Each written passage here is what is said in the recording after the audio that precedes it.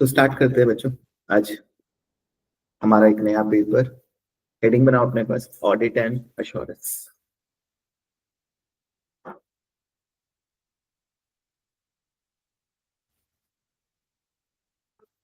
इसका advance paper है आपका ट्रिपल ए, प्रोफेशनल लेवल पे। इस लेवल पे बच्चों पेपर हम शॉर्ट में बोलते हैं इसको double A, audit and assurance. अच्छा पेपर है, जॉब के लिए काफी यूज होता है। हम काफी जॉब्स में देखते हैं कि ऑडिट का जॉब एसीसी में काफी ज्यादा लगता है, तो ऑडिट का रिक्वायरमेंट काफी अच्छा है।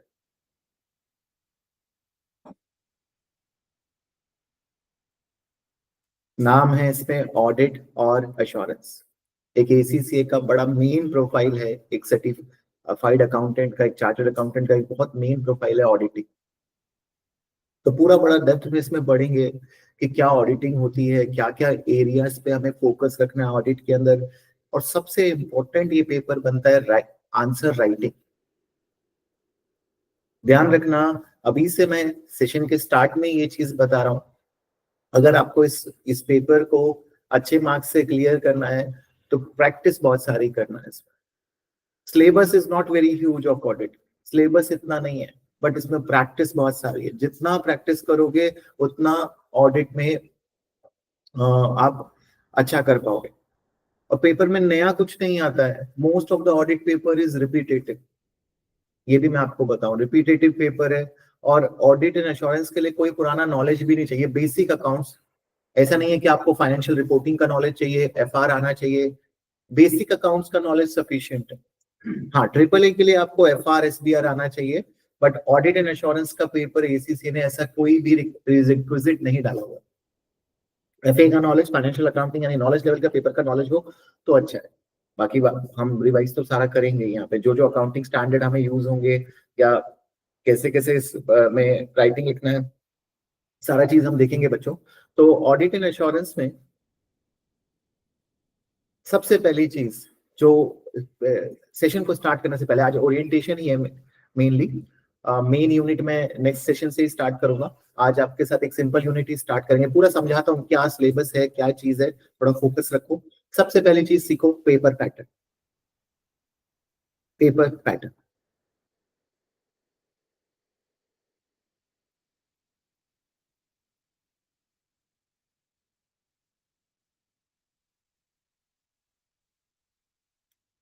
सबसे पहली चीज है पेपर पैटर्न। आपको मालूम है आपके सारे स्किल लेवल में जो पेपर पैटर्न है ऑडिट में उससे डिफरेंट। आपके सारे में पेपर पैटर्न क्या होता है, 30 30 40। Section A 30, section B 30 and section C 40 marks. But ये वाला पेपर पैटर्न ऑडिट में नहीं फॉलो होता बच्चों। ऑडिट के अंदर पेपर पैटर्न है, सेक्शन ए आपका होगा 30 मार्क्स का, दो ही सेक्शन ऑडिट में होते हैं, तीन सेक्शन नहीं होते। और सेक्शन बी होगा आपका 70 मार्क्स का। सर क्या इससे बहुत बड़ा डिफरेंस हो जाता है? हाँ, आपको ऑब्जेक्टिव टाइप टेस्टिंग कम हो रही है। सेक्शन ए होता है ऑब्जेक्टिव टाइप। जनरली बाकी पेपर में 60 मार्क्स की आपके ऑब्जेक्टिव टाइप टेस्टिंग होती है या फिल इन द ब्लैंक्स आते हैं। बट इस वाले पेपर में 70 मार्क्स आपका राइटिंग पे है, और जनरली 70 मार्क्स के लिए क्या एक्सेल का यूज है? ना के बराबर। थोड़ा बहुत रेशो भी, आज रेशो भी हम वर्ड प्रोसेसर पे निकाल लेते हैं। आप ये मान के चलो इस पूरा 70 मार्क्स आपका किस पे टेस्ट होगा? Word processor. तो ऑडिट के पेपर में टाइपिंग स्पीड मैटर करेगी। ऑडिट के पेपर में आप जितना हो सके अपने एमएस वर्ड को ओपन करके क्वेश्चन की प्रैक्टिस करें, टाइप करें।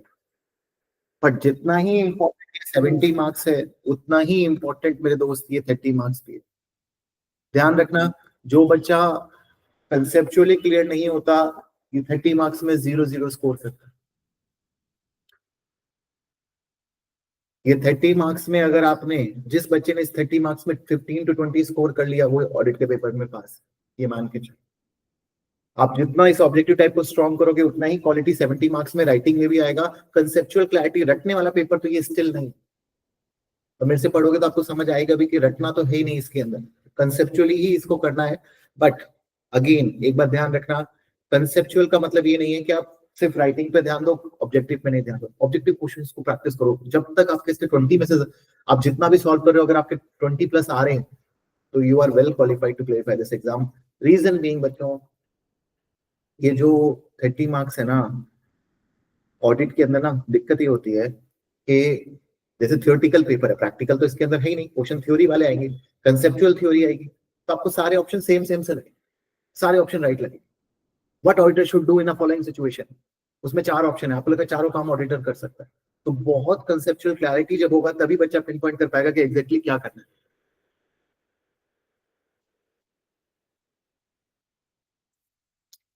पेपर पैटर्न को लेकर क्लियरिटी है। 30 मार्क्स का आपका सेक्शन ए और 70 मार्क्स का section B. Section B need to be done on word processor, section A is your objective type testing. मोटा मोटा इतना ध्यान रखना है, बाकी डिटेल में तो पेपर देखेंगे। दूसरा, मोस्टली बच्चों को पता ही है, बट फिर भी ब्रीफ कर देता हूँ, रिसोर्सेस। क्या क्या रिसोर्सेस हमारे पास अवेलेबल होते हैं किसी भी स्किल लेवल के पेपर को प्लान करने के लिए, या प्रोफेशनल लेवल के पेपर को प्लान करने के लिए क्या क्या रिसोर्सेस आपको यूज करने हैं, वो ध्यान रखना है। तो कोई बता सकता है क्या क्या रिसोर्सेस हो गए हमारे पास? राइट, देखो मैं सारे रिसोर्सेज यहाँ पे लिखवा दे रहा हूँ आज ही नोट्स में। आपको ध्यान रखना है कि आप इन सबको फिनिश करके एग्जाम में जाओ। इनसे कम में जाते हो तो पहले ही आप डेंजर जोन में जा रहे हो। क्लास नोट्स, हर बच्चे को क्लास में जो मैं नोट्स बनाता हूँ, मोस्ट ऑफ द स्टूडेंट को पता ही है कि मेरा पढ़ाने का स्टाइल क्या है, तो क्लास नोट्स आपको मेरे साथ साथ बनाने हैं। दूसरा बच्चों, स्टडी टेक्स्ट और kit. Study text kit 2 writer की आती है, कैपलन बीपीपी की। इस पेपर के लिए मैं रिकमेंड करूंगा कि आप ऑब्जेक्टिव टाइप दोनों के बनाएं। सेक्शन बी तो सेम से ही है दोनों के, वही पास्ट एग्जाम के क्वेश्चन है, 70 मार्क्स वाले की कोई टेंशन नहीं है, बट सेक्शन ए दोनों के बनाए, 30 मार्क्स आप दोनों का सॉल्व करें जितना हो सके सेक्शन ए। और बल्कि 3 हो गया अब तो, स्टडी हब भी हो गया। तो ध्यान रखना, आपके पास स्टडी टेक्स्ट और किट, एक होता है स्टडी टेक्स्ट, एक होती है किट। सर स्टडी टेक्स्ट क्या है? स्टडी टेक्स्ट आपका कंसेप्ट बुक है, और किट आपकी क्वेश्चन किट है। और ये 2 राइटर्स की फेमस आती है, कैपलन और बीपीपी का आता है। सर क्या हमें दोनों का करना है? नहीं, कोई जरूरत नहीं है, एक को रेफर करो, एक का स्टडी टेक्स्ट रेफर करो, किट दोनों की कर दो। स्टडी टेक्स्ट कोई भी, कैपलन का study text best study text है बच्चों, चाहे कोई कितना भी बोले। लैंग्वेज का लेवल कैपलन का अच्छा है, जो समझ आए। भाई अगर समझ ही नहीं आएगी चीज तो फायदा क्या है उसको पढ़ने का? तो कंसेप्चुअल क्लैरिटी आपको कैपलन अच्छी देगा, बट हाँ क्वेश्चन आप दोनों से कर सकते हो, स्पेसिफिकली ऑब्जेक्टिव टाइप। बड़े वाले क्वेश्चन किट के दोनों में सेम ही मिलेंगे, मोटा मोटा डिफरेंट है ही नहीं। एसीसी के वेबसाइट पे हर जगह सेम क्वेश्चन ही है, जो पास्ट एग्जाम के वही सब डालते हैं किट वाले तो। हाँ बट ऑब्जेक्टिव टाइप में जो वैरायटी है वो आप जितनी प्रैक्टिस करो उतना क्लैरिटी, वो आपका टास्क है बच्चों। क्लासेस का वो टास्क नहीं है कि आप ये समझो कि सारे ऑब्जेक्टिव टाइप क्लासेस में नहीं कर सकते। अगर हम ऑब्जेक्टिव टाइप सारे क्लासेस में कर भी लेंगे तो वो तो आंसर ही बताना है, वो तो आपके पास है ही आंसर। मैं भी आपके साथ प्रैक्टिस करूंगा, बट उसके साथ आपका भी रिस्पॉन्सिबिलिटी कि आप अपना माइंड डेवलप करें। ठीक है, स्टडी टेक्स्ट किट, कैपलन, बीपीपी। उसके अलावा एक नई चीज, एसीसीए स्टडी हब। तो जो पुराने बच्चे हैं उन सबको ये सारी चीजें पहले से ही मालूम है। स्टडी हब को कैसे एक्सेस करते हैं? बिल्कुल सिंपल, आप एसीसी में रजिस्टर्ड हो तो कर पाओगे, वरना नहीं कर पाओगे। आपको आईडी पासवर्ड चाहिए, उस आईडी पासवर्ड से आप यूज कर सकते हो, अपना अपने फ्रेंड का यूज करके आप स्टडी हब को एक्सेस कर सकते हो। गूगल पे लिखो एसीसी स्टडी हब, आपको पहला ही लिंक मिल जाएगा जिससे आप इसको एक्सेस कर पाओगे। सर स्टडी हब में क्या है? वही एसीसी का, ये स्टडी हब एसीसी का स्टडी टेक्स्ट है, एसीसी का किट है। अब आजकल एसीसी कैपलन बीपीपी को उतना प्रमोट नहीं करता है जितना पहले किया करता था, अब वो ज्यादा प्रमोट अपने स्टडी हब को करते हैं, जिसके अंदर चैप्टर वाइज क्विजेस हैं। चैप्टर वाइज क्विजेस हैं, बहुत इंपॉर्टेंट क्विजेस करनी चाहिए। चैप्टर वाइज क्विजेस आपका नॉलेज एनहांस करती है, आपको टेस्ट करती है। अगर 5 की 5 क्विज ठीक हो रही है तो एग्जाम में भी ठीक हो गई। ऐसा नहीं है कि आप यहाँ पे सब ठीक हो रहा है, एग्जाम में जाके सब ब्लंडर हो रहा है, ऐसा कैसे होता है? बड़ा फनी सा है ऐसा तो एसीसी स्टडी हब भाई, अपन में पूरे एसीसी का सबसे टफेस्ट पेपर कौन सा माना जाता है? एपी। पीएम तो स्टार्ट है, जैसे पीएम अभी कई कुछ बच्चों ने दिया भी, जैसे कृष्ण ने दिया भी है, ठीक है, आयुष ने भी पीएम दिया, एक एवरेज लेवल है ना, मतलब ठीक है, अपन कर सकते नहीं कर सकते। पीएम का कभी डिफिकल्ट ऐसा वो भी स्टार्टिंग है, बट ये पीएम मोस्ट डिफिकल्ट पेपर माना जाता है, मोस्ट। आप चेक करना, पूरे 13 पेपर में सबसे डिफिकल्ट पेपर कोई जिसने पीएम देखा हुआ है कि एक दो बार तो मैं पीएम में लटका हुआ हूँ, वैसे वो एपीएम में नहीं जाता है। और एपीएम में तो मैंने देखा बच्चे एक एक साल से फिर से एपीएम ही दे रहे हैं। एक 4 अटेम्प्ट हो गए तो 1 साल निकल गया जिंदगी के, तो एक बस एसीसी बनने से रुके हुए हैं क्योंकि एपीएम नहीं निकल रहा। उस पेपर में मेरा एक स्टूडेंट वर्ल्ड रैंक 3 ले आया। अब वो मेरा थोड़ी कोई रोल है उसमें, मतलब तो वो चीज आपको समझनी है कि बच्चों का कैलिबर एक अलग लेवल का है। आप देखोगे लिंक्डइन पे उसने खुद डाला हुआ है पूरा कि ये मैं, और मेरे को खुद एक्सपेक्टेड नहीं था कि वो वर्ल्ड रैंक 3 ले आएगा। एपीएम के अंदर वर्ल्ड रैंक 3 वो बच्चा स्कोर कर गया ऐसे पेपर के अंदर। तो देखो रोल आप ही लोगों का सबसे ज्यादा है, टीचर सब बच्चों को सेम ही पढ़ा रहा है, कौन बच्चा किस लेवल पे किस चीजों को कर रहा है समझ रहा है, वो पेपर में डिफरेंस। तो जब एपीएम टफेस्ट पेपर में वर्ल्ड रैंक 3 आ सकती है, जो मैं स्टेप बता रहा हूँ उसने वही फॉलो करें, वही चीजें, वही फीडबैक देना, वही मॉक टेस्ट, वही सारी चीजें जो मैं सब बच्चों को कराता हूँ, उसमें वो वर्ल्ड रैंक 3 लेके आ सकता है। तो आप ये देखो कि ये पेपर इस तरीके के पेपर नहीं है कि जिसमें आप कर नहीं सकते हो, कर सकते हो, कभी टाइम लग सकता है, ऊपर नीचे हो सकता है, but her paper you can crack. तो उसको उसको मोटिवेटेड रहो। यही सब चीजें सारे बच्चे करते हैं, जो फेल होता है वो भी यही कर रहा है, जो पास हो रहा है वो यही कर रहा है। तो डिफरेंस कहाँ हो रहा है? अंडरस्टैंडिंग में, कंसेप्चुअल क्लैरिटी में। जब तक आप उस पेपर की उस लेवल की कंसेप्चुअल क्लैरिटी नहीं डेवलप करोगे, वो पेपर आपके लिए टफ ही रहेगा। एसीसीए और हर पेपर का ना अपना एक तरीका है बच्चों करने का। एफआर का एक अलग माइंडसेट से करना होता है, आप एफआर को अकाउंटिंग माइंडसेट से करना है, एफएम एक अलग माइंडसेट से करना है। सेम एफआर वाला माइंडसेट एफएम में लगाओगे तो एफएम नहीं होगा। एफएम में आपको ज्यादा कंसल्टेंट कितना सोचना है, मैनेजर कितना सोचना है, एफएम पीएम मोर। अब एफएम में मैं करवा रहा हूँ आपको कोई क्वेश्चन, उसमें मैनेजर भी है लेबर भी है, आपको लेबर ही बनना है। आप सोचोगे लेबर के तरीके से तो आप फिर कैसे पे कर पाओगे, आपको पे एक्सपेंसेस कैसे मैनेज कर पाओगे? पीएम में भी you have to think like a consultant.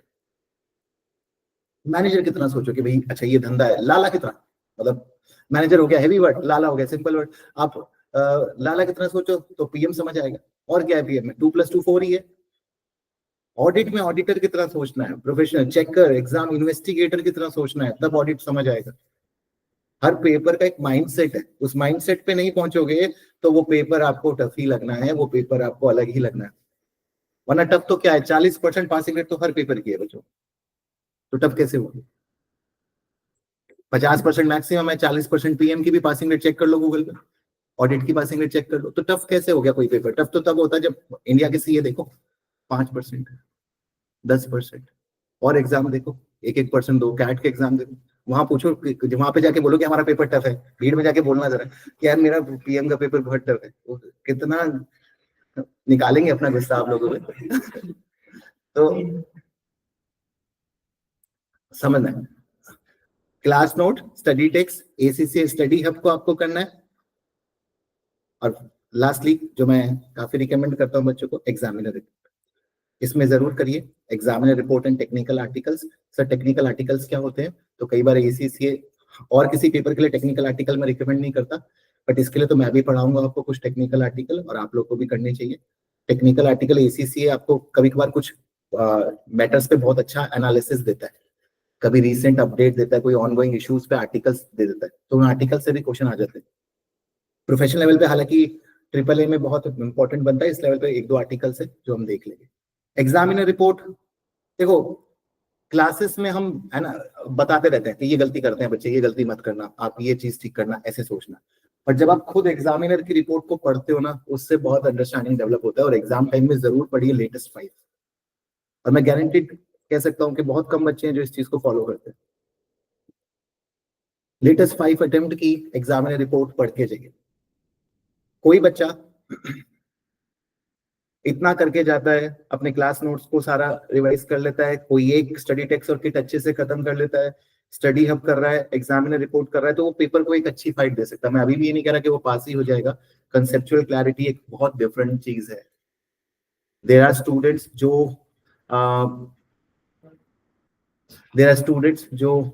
आप देखते होंगे, जैसे 12th में क्या चलता है, आरडी शर्मा चलती है, मैथ्स चलती है, 500-500 क्वेश्चन, 600-600 क्वेश्चन वो सॉल्व करके जाते हैं, फिर भी पेपर में फेल हो जाते हैं। तो वो चीज आपको समझनी है कि नंबर ऑफ क्वेश्चन सॉल्विंग करने से थोड़ी कंसेप्ट डेवलप होता है। कंसेप्ट अगर आपका डेवलप हो गया तो 10 क्वेश्चन से हो जाएगा, नहीं होगा तो 500 क्वेश्चन से। वही बात है, एक मूवी आप 10 बार क्यों देख रहे हो? इंटरेस्ट आ रहा है।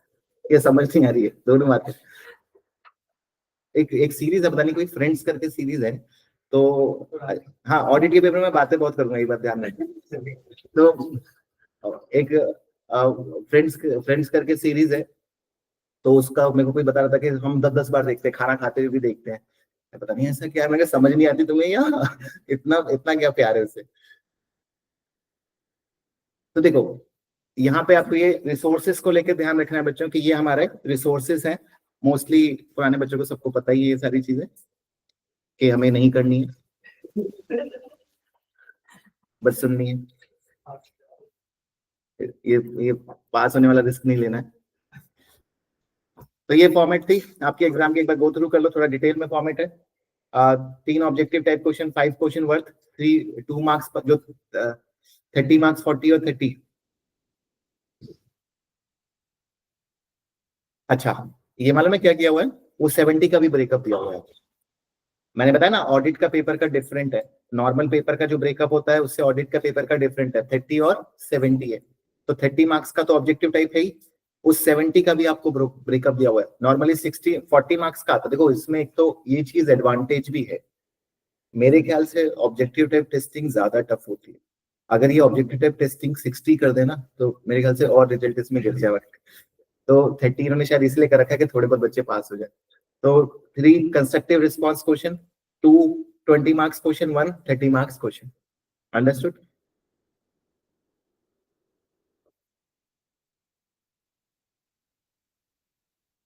देखिए नोट करना कर लो।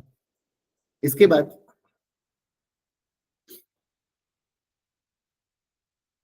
अब जो सबसे इंपॉर्टेंट चीज हमारा आने वाला ऑडिट को लेके, वो है सिलेबस। और बहुत ही आपके सारे पेपर में सबसे कम सिलेबस वाला पेपर है, 12 चैप्टर है सिर्फ आपकी बुक में, सामने देख सकते हैं। इसमें 12 में भी अभी कुछ चैप्टर कटवा दूंगा, तो आपको देखना है। देखो पेपर को सही माइंडसेट से अप्रोच करो, सही तरीके से अप्रोच करो, सही पैटर्न से करो ना, तो पेपर डिफिकल्ट नहीं है कोई। आप मुझे किसी भी पेपर का पासिंग रेट बताना, मान लो ऑडिट का आप निकालते हो कि सर पासिंग रेट 40 है, इसका तो बहुत कम पासिंग रेट है। बट 40 का पासिंग रेट का मतलब क्या है, 100 में से 40 बच्चे पास हो रहे हैं, तो आपको क्या लगता है 100 में से कितने बच्चे पढ़ के जाते ही होंगे प्रॉपर? 100 में से 20-30 बच्चे तो ऐसे ही जाते होंगे पेपर में, उन्हें एक दिन पहले पता लगता होगा आज हमारा पेपर है। कई लोग ऑफिस जा रहे होते हैं, कॉलेजेस जा रहे होते हैं, उन्हें परवाही नहीं होती है, कोई कोर्स करना है तो कर रहे हैं, तो वो पासिंग रेट और निकल के आ जाएगा। जब आप 80 में 40 देखोगे तो वो 50% से ऊपर का पासिंग रेट। ऐसा नहीं है कि सारे ही ऐसे जा रहे हैं ऑब्वियसली, तो वो ध्यान रखना है। ये आपका सिलेबस है, एक बार गो थ्रू कर लो। This is your audit syllabus. मैं अभी समझाता हूँ सिलेबस को, आपको कहाँ कहाँ फोकस करना है, आपका पेपर कहाँ से आएगा वो भी अभी मैं लिख कर दूंगा। अभी हम बता देंगे कि कहाँ से पेपर आने वाला है ऑडिट का, बस आपका पास होना रह जाता है। ऑल दो ऑडिट में हमेशा ये रिकमेंड करता हूँ कि आप पहला पेपर ना दो। अगर कोई बच्चे का पहला पेपर है तो आई विल रिक्वेस्ट कि आग का दरिया है और वही डूब के जाए, तो थोड़ा देख लेना।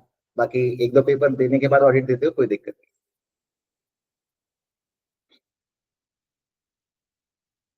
देखो चैप्टर 1 आपका बात करता है इंट्रोडक्शन टू अश्योरेंस, तो ये तो नाम ही इंट्रोडक्शन है। हम इंट्रोडक्शन पे कभी फोकस ही नहीं करे जिंदगी में, तो इस पे ज्यादा हमें कुछ फोकस करना नहीं है। इंट्रोडक्शन टू अश्योरेंस के बारे में थोड़ा बहुत आज बता दूंगा, ओवर हो जाएगा। रूल्स एंड रेगुलेशन, हमें कोई रूल्स एंड रेगुलेशन समझ आए हैं कभी? कौन कभी माने हमने कोई रूल्स एंड रेगुलेशन? तो रूल्स एंड रेगुलेशन वही है कि ऑडिटर को क्या करना चाहिए, डूज डोंट, कॉर्पोरेट गवर्नेंस के बारे में, तीसरा गवर्नेंस क्या होती है। पहले 3 चैप्टर आपको अभी करने ही नहीं है, दीज फर्स्ट 3 चैप्टर आपको कभी कभी तो करने ही है। तो ऐसा भी मत करना कि बिल्कुल नहीं करके एंड में करेंगे। इन 3 चैप्टर्स पे ज्यादा फोकस, चैप्टर 1 2 3 आपके यही है। कॉर्पोरेट गवर्नेंस याद होगा आपको, अगर किसी को थोड़ा बहुत मैं करवाऊं तो ये सब है कॉर्पोरेट गवर्नेंस में, कि एक कंपनी में कितने डायरेक्टर होने चाहिए, एक कंपनी के अंदर इंडिपेंडेंट डायरेक्टर और नॉन इंडिपेंडेंट कितना होना चाहिए। थोड़ा बहुत अगर किसी ने बीटी पढ़ा हो, बिजनेस टेक्नोलॉजी में ये सब पढ़ते थे हम, कॉर्पोरेट गवर्नेंस की चीजें।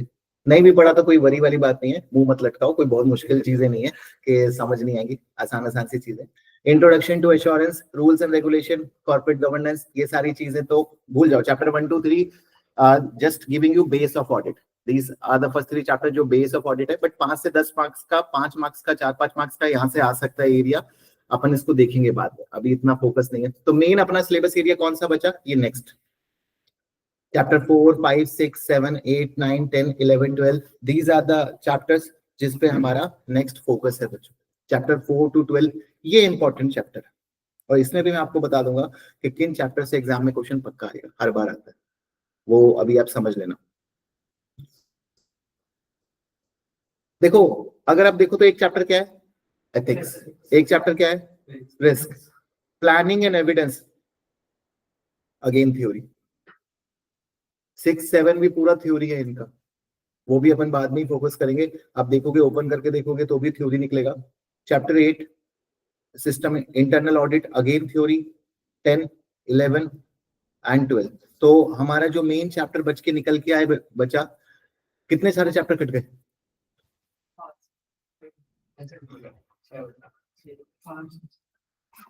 तो पढ़ना क्या है सर, सारा ही काट दे।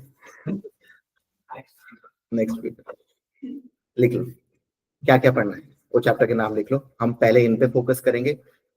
मैं मेन चैप्टर्स पहले जिससे एग्जाम आता है वो कराऊंगा, फिर ये 15-20 मार्क्स की चीजें करेंगे। मैक्सिमम 10 से 15 मार्क्स है बच्चों। ऑडिट का पेपर वेरी रिपीटेटिव, आप खोल के देख लेना, पास्ट 5 साल के पेपर देख लो, ये जो चैप्टर्स मैं लिखवाने जा रहा हूँ इसी से 80% पेपर हर बार आए।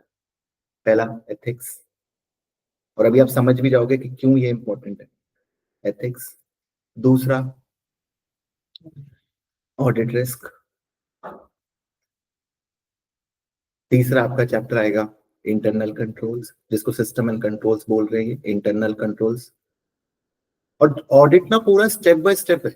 अब जब ऑडिट का प्रोसेस मैं समझाऊंगा, जैसे अकाउंटिंग प्रोसेस होता है ना, ट्रांजैक्शन, जर्नल, लेजर, ट्रायल, वैसे ही ऑडिट भी ना एक प्रोसेस से चलता है। वो प्रोसेस जैसे ही आप समझोगे, ये सारे चैप्टर आपको सेंस बनाने लगेंगे कि ये क्यों है। इंटरनल कंट्रोल के बाद चैप्टर आता है सब्सटेंसिव प्रोसीजर, या इसको बोलते हैं test of detail. Substantive procedure या टेस्ट ऑफ डिटेल, और एक फाइनल चैप्टर आपका आता है रिपोर्ट, ऑडिट रिपोर्ट। बस ये 5 चैप्टर आपको पढ़ने हैं, और इन 5 चैप्टर में जिससे आपके एग्जाम में पक्का पक्का क्वेश्चन आएगा, मतलब ये 3 चैप्टर से क्वेश्चन आने ही अभी बता दिया मैंने आपको, जितना एफर्ट डालना है इन 3 चैप्टर पे डाल लेना, उस वो आपका क्वेश्चन एग्जाम में दिखेगा ही दिखेगा। मतलब 40 to 50 मार्क्स इस चैप्टर से आएगा ही आएगा, ये 3 chapter, audit risk, internal control and substantive procedure. Audit का मेजर एरिया बस यही है। मतलब किसी भी पेपर से, मान लो जैसे हम एफआर में कहते हैं कंसोलिडेशन, एफआर में हम सिंगल एंटिटी कहते हैं, एफएम में जैसे हम कैपिटल बजटिंग को बहुत इंपॉर्टेंट मानते हैं, पीएम में जैसे हम स्टैंडर्ड कॉस्टिंग, जिसके क्वेश्चन आते ही नहीं है वैसे तो, और या रेलिवेंट कॉस्टिंग, परफॉर्मेंस मेजरमेंट, ये सारे एरिया इंपॉर्टेंट मानते हैं। वैसे ही ऑडिट रिस्क, इंटरनल कंट्रोल और सब्सटेंसिव प्रोसीजर, ये 3 एरिया हमारे मोस्ट वाइटल एरिया बनते हैं, और आपको पढ़ने में भी मजा आएगा। थोड़ा सा एथिक्स है, बोरिंग सा है, बट ये भी पढ़ना है, इंपॉर्टेंट तो ये भी है। और ऑडिट रिपोर्ट, ये दोनों इजी भी हैं और बोरिंग भी है। ये 3 एरिया इंटरेस्टिंग है, ये 3 एरिया ऑडिट के प्रैक्टिकल एरिया। एक्चुअली जब आप कंपनी में करते हो तो ये 3 एरिया एग्जीक्यूट करते हो। एथिक्स भी एक्चुअली प्रैक्टिकली कोई नहीं देखता, और रिपोर्ट लेवल तक अभी आप लोग पहुंचोगे नहीं कई सालों में। तो जो मेन एरिया आप लोग कर रहे होते हो, या तो रिस्क एनालाइज कर रहे होते हो, कंपनी के कंट्रोल इवेलुएट कर रहे होते हो, या डिटेल में वाउचिंग वेरिफिकेशन यानी सब्सटेंसिव प्रोसीजर कर रहे होते हो। इंटरव्यू में बहुत पूछते हैं, अगर आप उनको बोलते हो कि ऑडिट का पेपर हमने किया हुआ है, तो वो फिर आपसे ऑडिट रिलेटेड चीजें पूछ सकते हैं, तो वहां पे आप ये सारा नॉलेज शो कर सकते हो।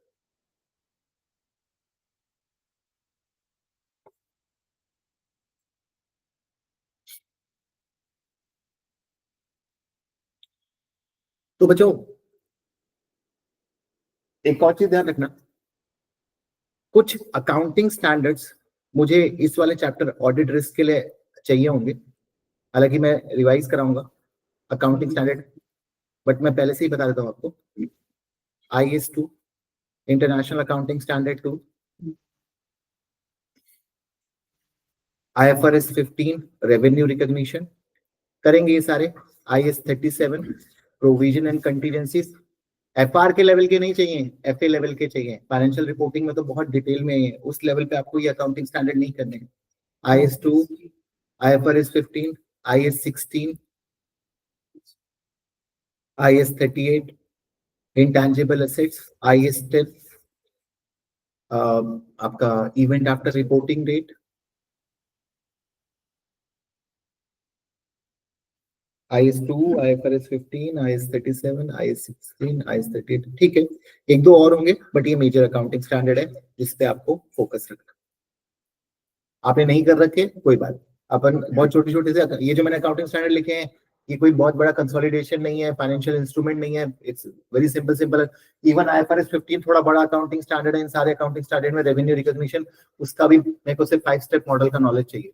अगर आपको 5 स्टेप मॉडल का नॉलेज है तो इतना सफिशिएंट है, वो भी मैं क्लास में आपको करा दूंगा। बाकी FR में तो हमें सारा नोट्स होंगे ही आप लोगों के पास मेरे पास। तो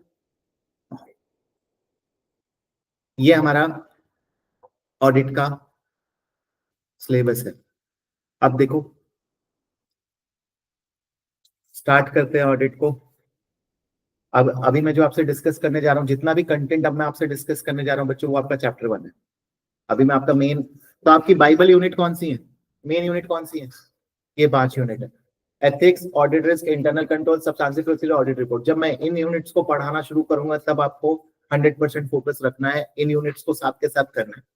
अभी मैं आपसे इंट्रोडक्शन टू ऑडिट यानी इंट्रोडक्शन टू अश्योरेंस वाला एरिया डिस्कस कर रहा हूँ। चैप्टर 1 का एरिया आज डिस्कस करें। आज पहले दिन मेन यूनिट नहीं स्टार्ट करेंगे, बेसिक्स यूनिट से अपन अपने ऑडिट की जर्नी को स्टार्ट करते हैं, फिर उसके बाद सीधा मेन यूनिट पे। छोटे थ्योरी पे अभी टाइम 2 3 ऐसा नहीं है सीक्वेंस में, सीधा अपन ऑडिटर्स के एथिक्स को स्टार्ट करेंगे। Either we will start from ethics या ऑडिटर्स, मेन यूनिट से, क्योंकि मैं मेन इन 3 यूनिट पे पहले पहुंचना चाहता हूँ आपके साथ। मतलब हम मिड जैन से पहले पहले ही इन 3 यूनिट को आप फिर सफिशिएंट प्रैक्टिस करते रहो आप इन यूनिट, क्योंकि बाकी तो फिर साइड एरिया एक एक दो दो दिन में खत्म हो जाएगा। तो ये मेन यूनिट को जब अपन ओवर कर देंगे तो आप बस इसी पे अपना क्वेश्चन प्रैक्टिस करते रहना। और ऑडिट में एक चीज और मैं अभी बता रहा हूँ, very important, whether you are studying from my recorded session, live session, face to face session, doesn't matter. Audit में आप फीडबैक जरूर लेना मुझसे अपने आंसर्स के। Do share your answers with me. हर एरिया के कम से कम आप कोशिश करो कि 1 या 2 आंसर लिख के खुद से लिख के मुझे भेजो, ताकि मैं उन्हें इवेलुएट कर सकूं कि आप लोग कैसा लिख रहे हो एग्जाम के लिए। वो बहुत जरूरी है। बच्चे जो सबसे ज्यादा गलती होता है ऑडिट में कि वो फीडबैक नहीं लेते हैं। और फीडबैक फुल मॉक का ही नहीं, अपन को चैप्टर वाइज भी फीडबैक चाहिए इसमें, कि अपन समझ सकें कि ऑडिट रिस्क का सर आपने लिखवाया आंसर, वो तो मैंने सही लिख लिया, मैंने 1 2 आंसर बुक के भी पढ़ लिए, अब मैंने खुद से लिखा है। अच्छा ये नहीं कि पहले ही भेज दो, देखो सर गलतियां देखो, गलत आंसर मैंने गलत लिखा है, आप चेक करके, वो नहीं, एकदम उस तरीके से नहीं। वो आंसर भेजना जिसमें तुम्हें लगे कि हाँ ये एग्जाम में लिख के आता, मैं प्रिपेयर्ड वाला आंसर मुझे भेजना, उस पर मेरा फीडबैक ले। ठीक है, ठीक है सर, यहाँ तक तो बात समझ आ गई है। अब स्टार्ट करते हैं हमारा ऑडिट एंड अश्योरेंस। टेक्निकली अगर किसी बच्चे को करना है कि सर अभी पढ़े कहाँ से, तो आज की क्लास के बाद चैप्टर 1 पढ़ना। ठीक है, मोस्टली अगर मैं साइड में लिख भी देता हूँ, कंटेंट आपको जो आज की क्लास के लिए मेनली आपसे जानना है वो चैप्टर 1 में मिलेगा। बाद में हम नेक्स्ट क्लास से चैप्टर 4 ही स्टार्ट करेंगे।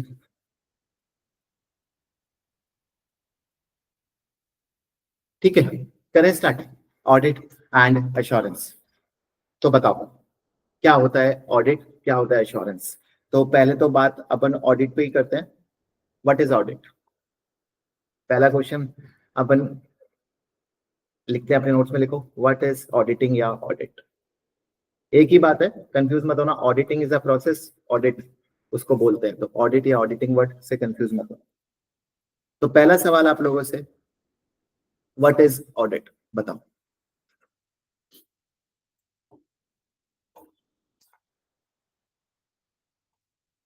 चेक करना था हमको कंपनीज को।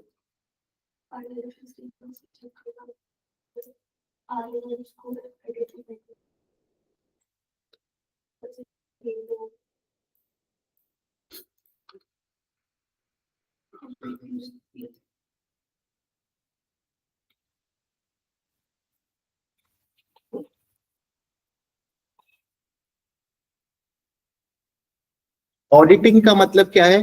चेक करना। तो इसको हम चेक करना ही बोलते थे। ऑडिटिंग का मतलब प्रॉपर वर्ड ऑडिटिंग का मतलब होता है, ये मैंने ब्रेकअप करके लिखा है, समझना। एक एक वर्ड का एक एक लाइन में बहुत सारा मीनिंग है। इंडिपेंडेंट एग्जामिनेशन किसका? इंडिपेंडेंट एग्जामिनेशन किसका? चेक किसको करना है? आपको, मुझको, या किसी और को? किसको चेकआउट कर रहे हो? फाइनेंशियल स्टेटमेंट को ही कर रहे हो। तो फाइनेंशियल स्टेटमेंट को आप क्या कर रहे हो? चेक कर रहे हो।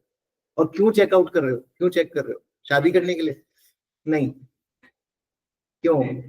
डेट पे जाने के लिए?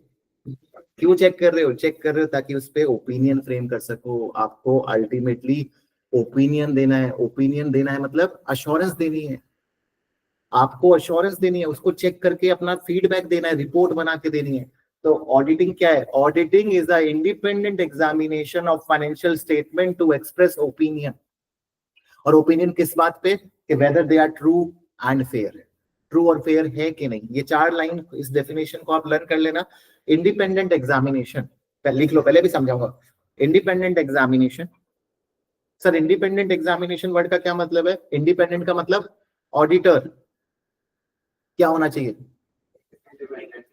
मतलब झंडा लगा के घूमना चाहिए? क्या होना चाहिए? मतलब थर्ड पार्टी होना चाहिए, ना वो कंपनी से एसोसिएटेड नहीं होना। तीसरा होना चाहिए, दो जनों के बीच।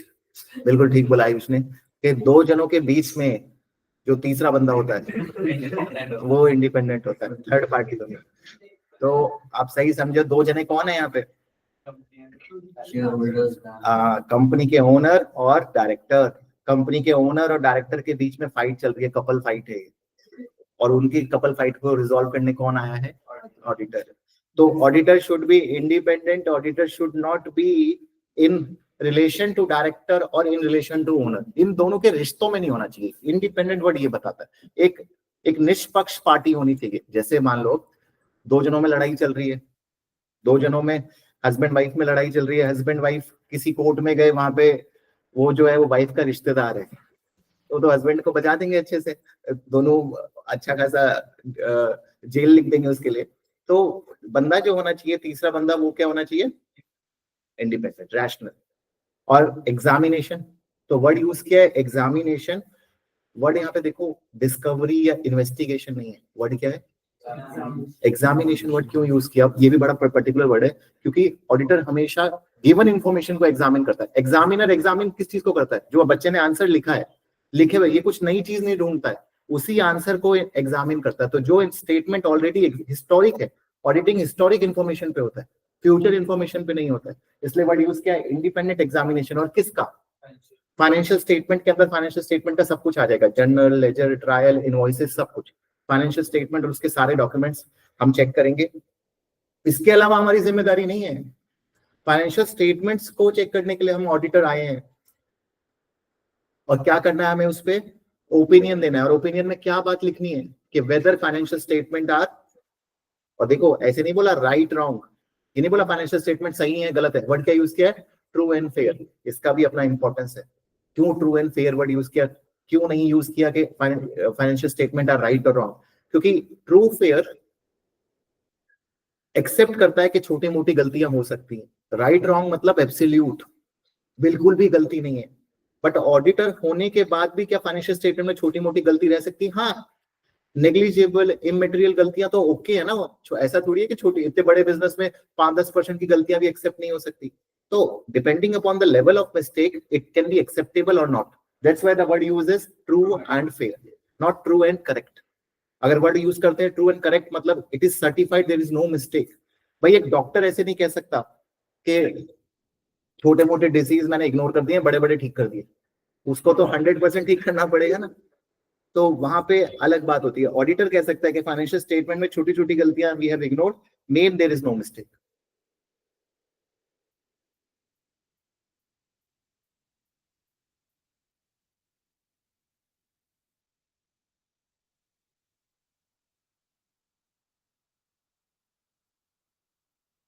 ठीक है, पहला क्वेश्चन जो बच्चों को सबको पता होना चाहिए ऑडिट में is the definition of audit. दूसरा क्वेश्चन जो बच्चों को पता होना चाहिए, why we need audit. Question 2 अपने पास लिख लो, व्हाई ऑडिट का क्या जरूरत है। अच्छा एक चीज अभी यहाँ पे क्लेरिफाई कर दूं, ऑडिट दो तरीके की होती है, एन नंबर ऑफ ऑडिट होती है, बट हमारे सिलेबस में दो तरीके की ऑडिट होती है, एक होती है एक्सटर्नल ऑडिट और दूसरी इंटरनल ऑडिट। तो मोस्टली बच्चों को नहीं पता होगा कि सर एक्सटर्नल क्या है, इंटरनल क्या है। हमारा 80% सिलेबस एक्सटर्नल ऑडिट पे फोकस है। There is only one chapter on internal audit, chapter 9 I think is on internal audit, all other chapter focus on. तो जब भी मैं आपको पढ़ा रहा हूँ कौन से पर्सपेक्टिव से पढ़ा रहा हूँ, external auditor need to be independent, external auditors has to be rational. वो सारी जो पॉइंट्स आते हैं एक्सटर्नल ऑडिट पे ज्यादा लगते हैं ना कि इंटरनल ऑडिट पे। तो internal auditor is very less part of our syllabus. तो जब भी मैं ऑडिट बोल रहा हूँ तो ये समझना सर कौन से ऑडिट की बात कर रहे हैं, एक्सटर्नल। इंटरनल की जब बात करूंगा तब स्पेसिफिक इंटरनल पढ़ाऊंगा। अभी सारी चीजें जो बता रहा हूँ, डेफिनेशन ऑफ ऑडिट, ये सब एक्सटर्नल के पर्सपेक्टिव से बता रहा हूँ। अच्छा, व्हाई वी नीड ऑडिट, मतलब एक्सटर्नल ऑडिट, हमें ऑडिट क्यों चाहिए, हमें ऑडिटिंग क्यों करानी पड़ती है, और हमें मतलब कौन, कंपनी, कंपनी को ऑडिटिंग क्यों करानी है, कौन बताएगा। बिकॉज ओनर्स पैसा लगाते तो उन्हें मतलब देखना पड़ता है ना कि हमने पैसा लगाया तो क्यों लगाया, मतलब कंपनी को फ्रॉड करना, मतलब डायरेक्टर ज्यादा पैसे सैलरी वगैरह। ठीक है आयुष, ठीक हो तुम, गुस्से में तो नहीं हो। ऑडिट, ऑडिटर क्यों चाहिए बता रहा है आयुष हमें, प्यार से बताया उसने, व्हाई वी नीड, ये उसका प्यार है। तो देखो, तो why we need audit, audit हमें क्यों चाहिए। तो यहाँ पे समझो, दो पार्टी को पहले समझना होगा। कंपनी के अंदर दो पार्टी हैं बच्चों, एक तो है डायरेक्टर और एक है शेयर होल्डर। अच्छा, ऑडिटर को कौन अपॉइंट करता है, डायरेक्टर या शेयर होल्डर।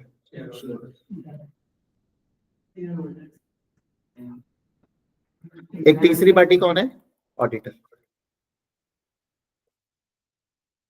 अच्छा, फाइनेंशियल स्टेटमेंट कौन बनाता है, डायरेक्टर या शेयर होल्डर, पक्का हो। मेरे को बच्चे ऑडिटर भी बोलते हैं इसका आंसर, श्योर हो। तो फाइनेंशियल स्टेटमेंट डायरेक्टर, अच्छा कई बार बच्चे बोलते हैं सर डायरेक्टर तो नहीं बनाता, अकाउंटेंट बनाता है। अरे accountant under the supervision of director ही बनाता है ना, एकदम लिटरल मत जाओ कि घर कहाँ है जमीन पे, ये तो फाइनेंशियल स्टेटमेंट। तो डायरेक्टर, डायरेक्टर क्या बनाते हैं, फाइनेंशियल स्टेटमेंट। अब एक बात बताओ बच्चों, ये फाइनेंशियल स्टेटमेंट, डायरेक्टर कौन है, जो कंपनी को चला रहे हैं, कंपनी को मैनेज कर रहे हैं, शेयर होल्डर है जिन्होंने पैसा दे रखा है। ये शेयर होल्डर ने डायरेक्टर को रखा है, डायरेक्टर इनके बिहाफ में कंपनी को चलाते हैं। कंपनी को चला रहा है डायरेक्टर, और ये फाइनेंशियल स्टेटमेंट बना के शेयर होल्डर को दे देता है। ये फाइनेंशियल स्टेटमेंट डायरेक्टर ने बनाई और शेयर होल्डर को दे दी कि शेयर होल्डर बोलो अप्रूव करो। शेयर होल्डर ने अपनी मीटिंग में इसको अप्रूव कर दिया। बताओ शेयर होल्डर को एक स्ट्रेस रहेगा दिमाग में या नहीं रहेगा, क्या स्ट्रेस रहेगा। पहली बात तो ये फाइनेंशियल स्टेटमेंट बनाई किसने, डायरेक्टर ने, और शेयर होल्डर तो कंपनी के अंदर गए ही नहीं पूरे साल। अब वहां पे रेवेन्यू लिखा है 10 करोड़, एक्सपेंस लिखा है 2 करोड़, प्रॉफिट लिखा है 8 करोड़। 8 करोड़ का प्रॉफिट देख के शेयर होल्डर कैसे बिलीव करे कि रियल में 8 करोड़ का प्रॉफिट कंपनी को हुआ है या ये फेक प्रॉफिट है। इसीलिए हमारे प्रोफेशन का जन्म हुआ। ये मेन रीजन है अकाउंटिंग के अलावा ऑडिटिंग प्रोफेशन का जन्म होना। और ये प्रोफेशन आप देखो तो छोटी कंपनियों में दिक्कत नहीं है, जहां पे मैनेजर और ओनर सेम है ना। जिन कंपनियों में आप देखना मैनेजर और ओनर सेम है, वहां पे कभी भी लॉ नहीं कहेगा कि ऑडिट कंपलसरी है। ऑडिट कंपलसरी उसी कंपनियों में होगी जहां पे मैनेजर यानी डायरेक्टर और ओनर यानी शेयर होल्डर क्या है, अलग है। अरे आप ही देखो ना, आप एक बात बताओ, आपकी एक छोटा सा डिपार्टमेंटल स्टोर है फॉर एग्जांपल, उस डिपार्टमेंटल स्टोर में आपने एक बंदा रखा हुआ है। पूरे दिन, रात को आप उसके पास गए, पूरे दिन उसके पास नहीं गए, रात को आप गए उसके पास और उससे बोला कि यार पूरे दिन में कितना सेल हुआ है, उसने एक फिगर बता दिया।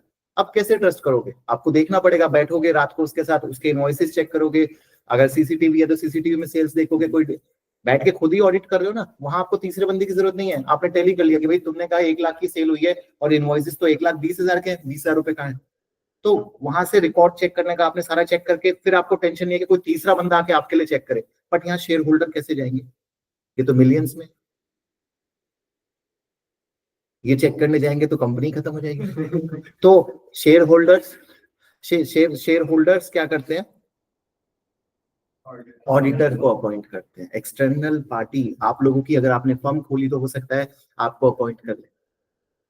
कल को आप प्रैक्टिस करते हो तो आपको ये अपॉइंटमेंट की कैपेबिलिटी मिल सकती है। सिर्फ एसीसीए मेंबर हो जाने से आप ये ऑडिटर नहीं बन सकते। अगर आपको ऑडिटिंग राइट्स चाहिए तो उसके लिए प्रैक्टिसिंग सर्टिफिकेट अलग से लेना पड़ता है। तो एसीसीए शेयर होल्डर ऑडिटर को अपॉइंट करेंगे। ऑडिटर कंपनी में जाके फाइनेंशियल स्टेटमेंट पे क्या बनाएगा, रिपोर्ट बनाएगा। अब फाइनेंशियल स्टेटमेंट भी शेयर होल्डर पे जाएंगी और ऑडिटर की रिपोर्ट भी जाएंगी, दोनों चीज जाएंगी। अब वो अप्रूव या डिसअप्रूव करें। अब उनको मोर अश्योरेंस मिल गया, ऑडिटर ने आके क्या दिया, अश्योरेंस। तभी चैप्टर का हमारे बुक का नाम क्या है, ऑडिट प्लस अश्योरेंस।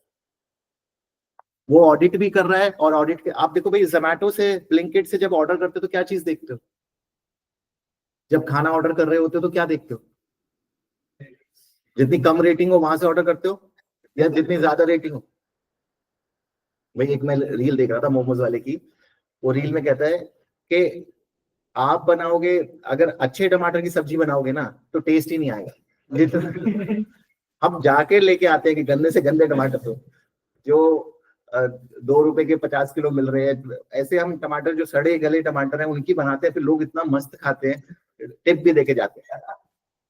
तो इसका अलग पर्सपेक्टिव है, देख रहे हो लोग चीजों को लेके। तो वो चीज आपको समझनी है कि auditor is going to audit the financial statement prepared by the director and then make a report and submit to the shareholder। समझ आया कि हमें ऑडिटर की जरूरत क्यों है। अच्छा, थोड़ा टाइमलाइन भी समझ लेना।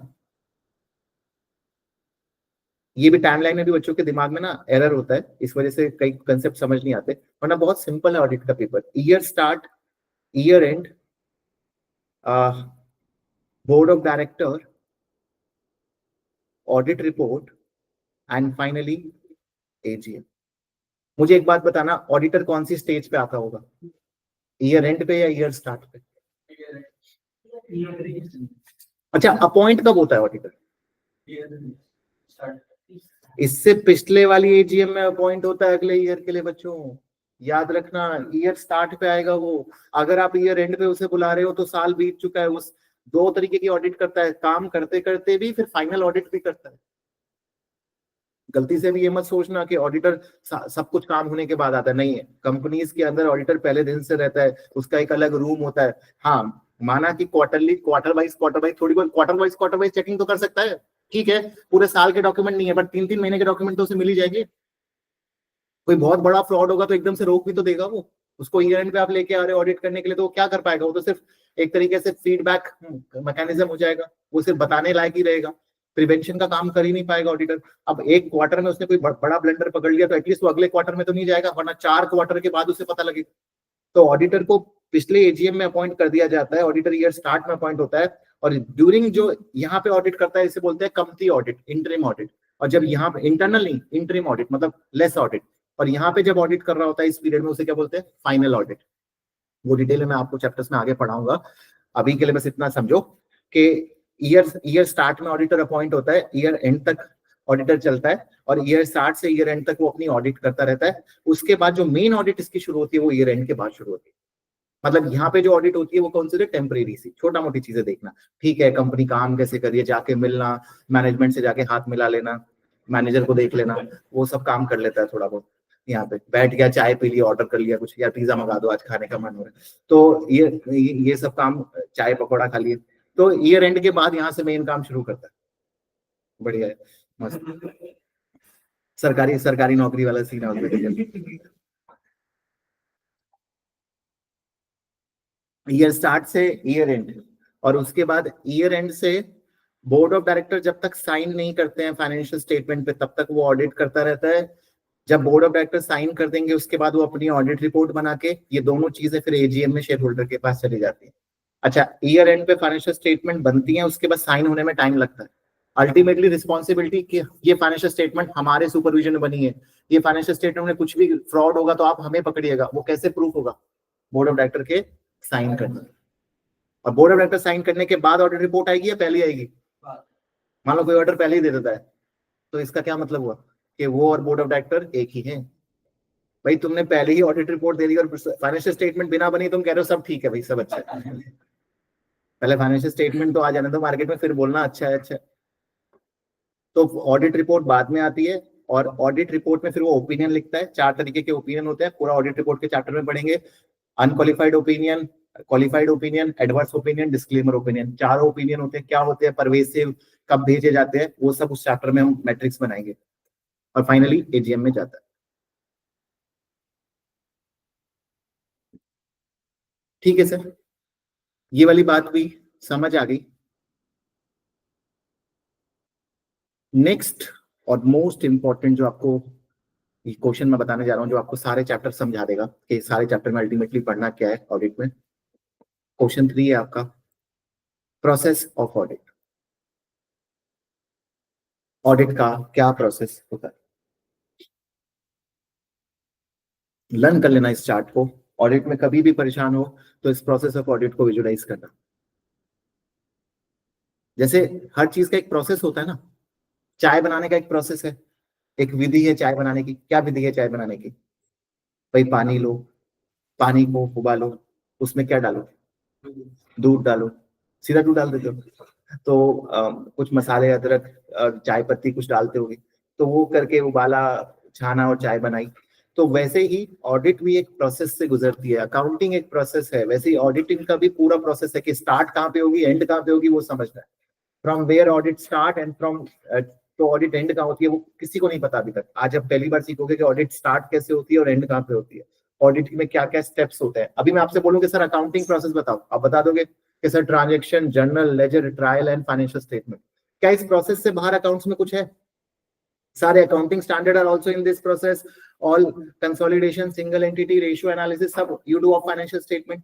वैसे ही ऑडिट में भी सारे चैप्टर क्या है, इसी प्रोसेस के अंदर। इस ऑडिट में भी ये सारे चैप्टर क्या है, इसी प्रोसेस के अंदर। अभी आपको ये वाला प्रोसेस जैसे बनाने की जरूरत नहीं है, मैं जो प्रोसेस बनाऊंगा थोड़ा सिंप्लीफाइड बनाऊंगा, वो वाला प्रोसेस बनाना। बट समझ लो, अभी पढ़ लो इसको, एक बार रीड कर लो, सर्कल में बनाया हुआ है क्या है देख लो एक बार।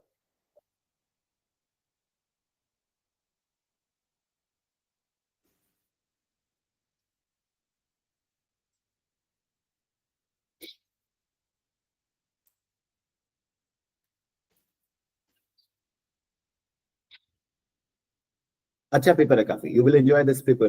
बट बस ये है कि पास हो जाए बस साथ में। पढ़ने में तो अच्छा लगेगा, एग्जाम अच्छा लगे बस।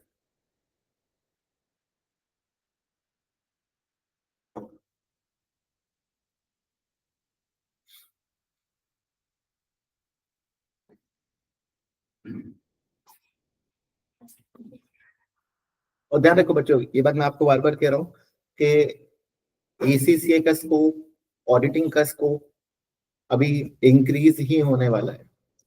जिस लेवल पे nowadays big four is hiring ACCA, इतना हायरिंग कभी नहीं था। Initially it's more than 10 years के मैं इन क्वालिफिकेशंस में डील कर रहा हूँ। ACCA, CMA, FRM, CFA, financial modelling, जो सर्च इन क्वालिफिकेशन का इस 1-2 साल में आया और जो मुझे फ्यूचर दिखाई दे रहा है आने वाले 4-5 सालों में, it's a very bright future of this qualification. तो हाँ, अगर आपको कुछ सेटबैक देखने पड़ते हैं, कुछ पेन लेना पड़ता है, कुछ टेम्परेरी प्लेजर सेक्रीफाइस करना पड़ता है, करो।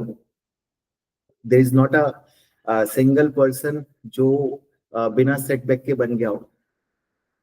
चाहे अब अभी जो वर्ल्ड चैंपियन बना है गुकेश, इंडिया का जो वर्ल्ड चैंपियन चेस में बना है, जिसने इंडिया को 10 साल बाद, विश्वनाथन आनंद 2013 में हारे थे, उसके बाद 10 साल, मतलब 2014 में फिर फाइट किया था ऋषि ने, और फिर वो हार के आज 2024 में फिर हमारे पास वापस वर्ल्ड चैंपियनशिप आया। तो आप क्या गुकेश से जाके पूछोगे तो वो ये बोलेगा कि मेरी जर्नी तो बहुत आसान, मैं सारे मैचेस जीतता ही रहता था। नहीं, मैं तो चेस को बहुत अच्छे से फॉलो करता हूँ। जो फाइनल मैच था वो भी ड्रॉ था। अगर ये फाइनल मैच लास्ट मैच में वो जीता है, वो भी प्रेशर को हैंडल करते हुए, दोनों साइड की पार्टी खेल रही थी तो सामने वाली प्रेशर में ब्रेक हो गई, एक ब्लंडर कर दिया, छोटी सी गलती कर, एंड पोजीशन थी जिसमें ड्रॉ था, सारे लोगों ने टिकटें बाई कर ली थी आगे के राउंड की, उसने गलती। बट यही है ना कि आपको लूज आउट नहीं करना है, प्रेशराइज में होके नहीं करना है। आप पेपर ही स्टार्टिंग में पेपर कर रहे हो, थोड़ा सा गलत हुआ, पेपर छोड़ के उठ गए, चक्कर खा के गिर गए, पेपर के कंप्यूटर और तोड़ दिया, तो वो नहीं होना चाहिए। ध्यान रखना है कि यार ये छोटी मोटी चीजों से अगर आपके डिसीजन इन्फ्लुएंस होते हैं, क्या है इससे बड़ी बड़ी लाइफ में प्रॉब्लम्स आएंगी। एग्जामिनेशन तो पहली stage of student life problem है, उसके बाद देखो रिलेशनशिप कितनी बड़ी प्रॉब्लम है, कोई ये कुछ लगेगी नहीं, एक बार आगे देखो रिलेशनशिप तो यार सर एग्जाम की दुनिया तो बहुत आसान थी, यहाँ तो समझ ही नहीं आ रहा कि चाह क्या रहा है सामने वाला, उसके कोई क्वेश्चन के आंसर ही नहीं है हमारे।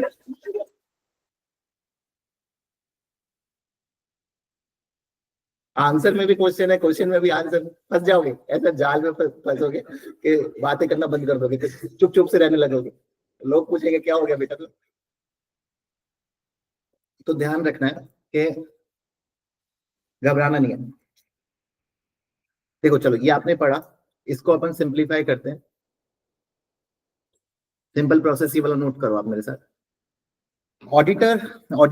ऑडिटिंग स्टार्ट होती है बच्चों एक्सेप्टेंस से। सबसे पहले एक्सेप्टेंस, ऑडिटर को स्टार्ट होता है एक्सेप्टेंस बोलो या अपॉइंटमेंट बोलो, हम इसको बोलते हैं एक्सेप्टेंस या अपॉइंटमेंट। सबसे पहले ऑडिटर अपॉइंट होता है। अच्छा, जब ऑडिटर अपॉइंट हो रहा है, जिस टाइम पे ऑडिटर ऑडिट को एक्सेप्ट कर रहा है, उस टाइम उसे क्या चीज चेक करनी चाहिए? ऑडिटर को उस टाइम क्या देखना चाहिए?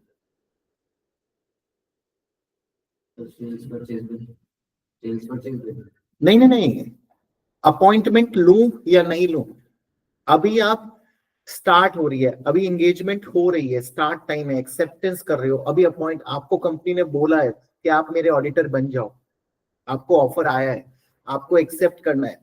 उस ऑफर को एक्सेप्ट करने से पहले आपको क्या क्या देखना है? वो तो बाद में देखोगे, वो सब भी बाद में देखोगे, अपॉइंटमेंट के बाद देखोगे कि पुराना कौन था, नए कौन है, अभी और कितने चल रहे हैं एंटिटी के, वो सब तो बाद में देखोगे ना बच्चों। अभी आप क्या देखोगे कि यू आर एलिजिबल और नॉट, इसे बोलते हैं एथिक्स, जो आपका पहला इंपॉर्टेंट चैप्टर निकल के आता है। वो हालांकि पूरे आफ्टर अपॉइंटमेंट भी चेक होता है, but at the time of appointment भी आपको चेक करना होता है। जैसे एथिक्स के 5 रूल होते हैं, किसी को पता हो इसलिए बस रेफरेंस दे रहा हूँ। सेल्फ इंटरेस्ट थ्रेट, फेबिलिटी थ्रेट, क्या मैं किसी का रिश्तेदार तो नहीं हूँ सामने वाली एंटिटी का, मैं इंडिपेंडेंट हूँ कि नहीं, ये सब चीजें एक्सेप्टेंस से पहले चेक करोगे ना, कि मेरे पास इस कंपनी के शेयर तो नहीं है, इस कंपनी के साथ मेरा कोई पुराना रिश्ता तो नहीं है पहले से ही। भाई आप एक एंटिटी को एक्सेप्ट करने जा रहे हो और आपको पता लगता है कि वो एंटिटी मेरे रिश्ते में आती है, कहीं चाचा तो बट कई जगह अलाउड भी है तो चल भी जाए, ठीक है। तो एथिक्स, लॉ डिपेंड करेगा, एथिक्स। एक्सेप्टेंस और अपॉइंटमेंट के टाइम पे आपका पहला चैप्टर आया, जो मैंने आपको 5 मेन चैप्टर ऑडिट के बताए। एथिक्स आपको चेक करना होता है कि whether you are doing it's legal और not, accepting requirements are fulfilled और नॉट। अब अगला काम क्या करोगे? Understanding the entity, understanding the entity.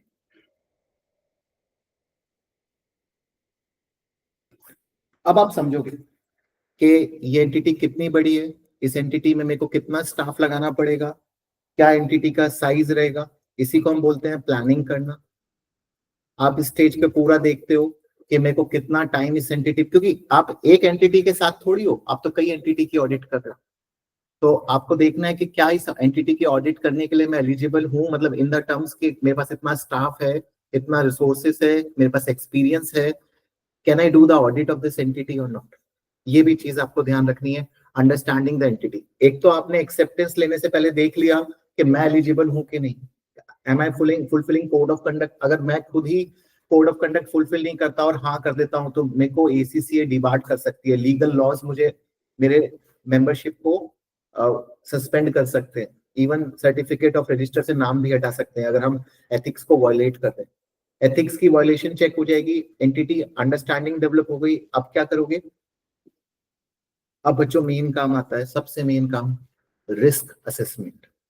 Risk assessment, कौन कौन सा कंपनी में रिस्की एरिया है, ये बड़ा इंपॉर्टेंट आपका चैप्टर भी है। क्या नाम है इस चैप्टर का? हमने किस नाम से रखा था अभी ऊपर मेन चैप्टर में, मेजर चैप्टर बताया था ऑडिट रिस्क, इसी चैप्टर को मैंने क्या बोला था, ऑडिट रिस्क। यहां से आपका मेन एरिया शुरू होगा जिसमें आप क्या करोगे, रिस्क असेसमेंट में क्या करते हैं, अरे हम ये देखते हैं कि इस एंटिटी में कौन कौन से एरिया जहाँ फ्रॉड होने के चांस ज्यादा है। मान लो कोई प्रोविजन है बहुत बड़ा, तो प्रोविजन को लेके हम सावधान हो जाएंगे, अच्छा इस प्रोविजन को देखेंगे इन्होंने सही बनाया है गलत बनाया है, क्या कंपनी ने कोई R&D research and development intangible asset create कर रखा है अपनी बुक्स में। हम मेन एरिया चेक करेंगे जहाँ पे रेवेन्यू रिकॉग्निशन का कोई इशू तो नहीं है, कोई इवेंट आफ्टर रिपोर्टिंग, तो अकाउंटिंग स्टैंडर्ड का चेकिंग बहुत ज्यादा यहाँ पे कर रहे होते हैं रिस्क असेसमेंट। कौन सा एरिया कंपनी का रिस्की है उसको असेस करना होता है हमें रिस्क असेसमेंट के टाइम। अभी तक ऑडिट स्टार्ट नहीं करी है, अभी तक प्लानिंग ही चल रही है, मैं अपॉइंटमेंट लूं या नहीं लूं, एंगेजमेंट लूं या नहीं लूं, वो उसको मैंने चेक किया पूरा कोड ऑफ, क्या मैं ACCA के कोड ऑफ कंडक्ट को सारे फुलफिल कर रहा हूँ, क्या मैं उसको ऑडिटर को ले सकता हूँ, अच्छा अगर मैं एक्सेप्ट करता हूँ तो क्या मेरी कैपेबिलिटी है कि मैं इसको ऑडिट कर पाऊंगा। भाई एक छोटी फर्म देखना भी तो पड़ेगा कि आपने जो क्लाइंट लिया है उसका लेवल कितना है। एक मल्टी लेवल कंपनी है और आपकी फर्म बहुत छोटी है तो आप नहीं कर पाओगे उसकी ऑडिट। तो आपको समझना है कि एंटिटी की प्लानिंग करनी है कि मैं इसकी ऑडिट एग्जीक्यूट कैसे करूंगा, मैं अकेला करूंगा या किसी और की हेल्प लूंगा, कैसे ऑडिट करेंगे, और फाइनली कौन से एरिया पे ज्यादा फोकस रखेंगे। ये थोड़ी कि सारी चीजें देखेंगे, मेन रिस्की एरिया कौन से हैं कंपनी के और नॉन रिस्की एरिया कौन से हैं उसको बाइफरकेट करेंगे। नॉन रिस्की एरिया पे कम ध्यान देंगे, रिस्की एरिया पे ज्यादा। रिस्क असेसमेंट सर हो गया। रिस्क असेसमेंट के बाद ऑडिटर दो चीजें करता है बच्चों, ये यहां से आपका 2 चैप्टर अब तक समझ आ गए। 2 चैप्टर हमारे, पहला एथिक्स आया, फिर ऑडिट रिस्क। तीसरा काम अब करता है टेस्ट ऑफ कंट्रोल, इसे बोलते हैं टेस्ट ऑफ कंट्रोल। और एक काम करता है test of detail. Test of detail test of control के बाद होती है हमेशा, इसी को अपन बोलते हैं सब्सटेंटिव प्रोसीजर या additional procedure. Substantive procedure, detail testing, substantive procedure. Test of control यानी इंटरनल कंट्रोल। आपके जो 2 चैप्टर थे सब्सटेंटिव प्रोसीजर और इंटरनल कंट्रोल, वो यहां से आते हैं।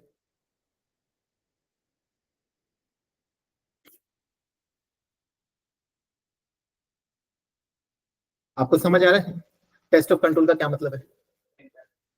हाँ देखो, जब भी आप ऑडिट करने जाओगे, किसी भी चीज की ऑडिट करोगे, मान लो कोई एरिया, लेट्स से रिसीवेबल्स, हमने सारा निकाला, अल्टीमेटली रिस्क असेसमेंट के बाद निकल के आया कि इस कंपनी के डेटर्स, इस कंपनी के रिसीवेबल रिस्की एरिया है, पता चल गया, रिस्की एरिया पता लग गया। अब एज अ ऑडिटर आप क्या करोगे, पहला स्टेप क्या होगा कि रिसीवेबल की ऑडिट करें। तो रिसीवेबल की ऑडिट करने के लिए सबसे पहले आपको क्या चेक करना चाहिए कि कंपनी के खुद के कंट्रोल कैसे हैं रिसीवेबल के ऊपर, कंपनी के खुद के कंट्रोल कैसे हैं, वो वीक है या स्ट्रांग है। अगर कंपनी के खुद के कंट्रोल ही स्ट्रांग होंगे तब आप जो चेकिंग करोगे वो ज्यादा करोगे या कम करोगे, डिटेल टेस्टिंग कम करोगे या ज्यादा करोगे, कम करोगे। और कंपनी के खुद के कंट्रोल वीक होंगे तो आप डिटेल टेस्टिंग क्या करोगे, ज्यादा करोगे। डिटेल टेस्टिंग करनी तो दोनों केस में है, बट आपको ये देखना है कि कंपनी के खुद के कंट्रोल कैसे है। जैसे रिसीवेबल के लिए कंट्रोल क्या हो सकता है, नहीं, रिसीवेबल के लिए कंट्रोल क्या हुआ कि कंपनी जो मान लो जिसको सेल करती है, क्रेडिट पे सेल करती है, वो ऑथोराइज करती है या नहीं करती। ऑथोराइज कौन करता है, कोई जूनियर तो नहीं है जो क्रेडिट पे सेल कर रहा है, कोई सीनियर ऑथोराइज करता है। तो ऑथोराइज करता है नहीं करता, आप क्या देखोगे, ऑथराइजेशन के लिए कोई मेल देखोगे, साइन देखोगे कि कौन ऑथोराइज कर रहा है क्रेडिट सेल से पहले। ये क्या हो गया, कंट्रोल। अब मान लो कंपनी के कंट्रोल बहुत अच्छे हैं, तो फिर आप डिटेल में चेकिंग क्या करोगे, 4-5 कस्टमर से पूछ लोगे, भाई आपका इतना ही बैलेंस है, एक्सटर्नल कंफर्मेशन ले लोगे, उसे क्या बोलेंगे, डिटेल टेस्टिंग। 4-5 कस्टमर के इनवॉइस को चेक कर लोगे। तो डिटेल टेस्टिंग आपको कम करनी है अगर कस्टमर आपकी कंट्रोल अच्छी है, बट वहीं कंट्रोल अगर वीक है तो डिटेल में टेस्टिंग भी आपको क्या करनी है, बहुत ज्यादा आती है। बस समझ। तो बच्चों टेस्ट ऑफ कंट्रोल से हमें समझ आएगा, 2 रिजल्ट निकल के आएंगे जब आप कंट्रोल को टेस्ट करोगे, कंट्रोल आर वीक और स्ट्रॉन्ग। 2 रिजल्ट आ सकते हैं।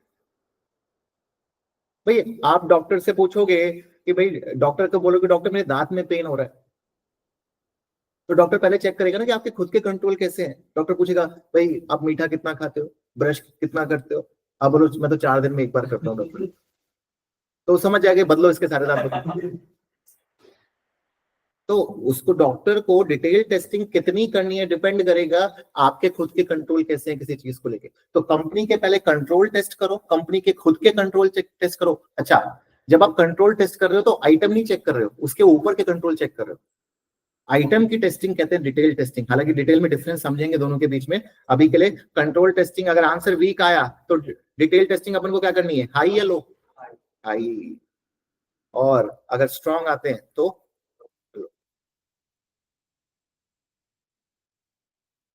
और ये आपके दो इंपॉर्टेंट चैप्टर है, इंटरनल कंट्रोल यानी टेस्ट ऑफ कंट्रोल। पूरा क्वेश्चंस करेंगे हम कैसे करते हैं test of control, deficiencies, recommendations, and then we have to do test of detail.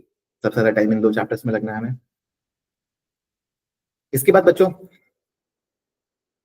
आपने टेस्ट ऑफ कंट्रोल कर लिया, टेस्ट ऑफ डिटेल कर लिया, उसके बाद क्या आएगा? ये दोनों काम करने के बाद आपको क्या मिलेगा? आप चेकिंग करे जा रहे हो, आपने कंट्रोल टेस्ट करे, डिटेल में आइटम को चेक करा, रिसीवेबल को, सेल को, इनवॉइसेस को, सबको चेक करा। ये सब करने के बाद आपके पास क्या आ जाएंगे? फ्रॉड नहीं, एविडेंसेस। आपके पास क्या आ जाएंगे? एविडेंसेस। ये सब करके अल्टीमेटली ऑडिटर को चाहिए होते हैं प्रूफ, ताकि वो अपना ओपिनियन बना सके। बिना एविडेंस के थोड़ी बोलेगा वो। एविडेंस, और इन एविडेंस के आने के बाद, इन एविडेंसेस को आने के बाद एक ऑडिटर क्या करता है? ओवरऑल फाइनल रिव्यू करता है, सारी चीजों को एक बार देखता है दोबारा से। ओपिनियन बनाने से पहले ओवरऑल फाइनल रिव्यू करेगा एक लास्ट के, यार एक बार देख लो मोटा मोटा सब सही तो है, सब मैच तो कर रहा है। फिर एक बना देगा अपनी अल्टीमेटली क्या? रिपोर्ट। यस, इस रिपोर्ट के अंदर ओपिनियन, रिपोर्ट की क्या फॉर्मेट है? आईएस से लगते हैं। अच्छा देखो, अकाउंट्स में लगते हैं आईएएस, इंटरनेशनल अकाउंटिंग स्टैंडर्ड, और यहाँ पे क्या लगते हैं? आईएस से, इंटरनेशनल स्टैंडर्ड ऑफ ऑडिटिंग। मतलब आईएस से भी है हमारे कोर्स में कि ऑडिटिंग के स्टैंडर्ड्स भी पढ़ने हैं, बट बहुत थोड़े से। 700 की सीरीज ऑडिट रिपोर्ट पे लगती है, आईएस से 700, 705, 702 ये सब लगते हैं, बाद में पढ़ेंगे। तो ऑडिट रिपोर्ट के अंदर क्या होता है ऑडिटर का? ओपी। ये फाइनल स्टेज है ऑडिट की, और इसीलिए आपका लास्ट चैप्टर आता है ऑडिट रिपोर्ट। जो आपका लास्ट चैप्टर आता है वो आता है ऑडिट रिपोर्ट।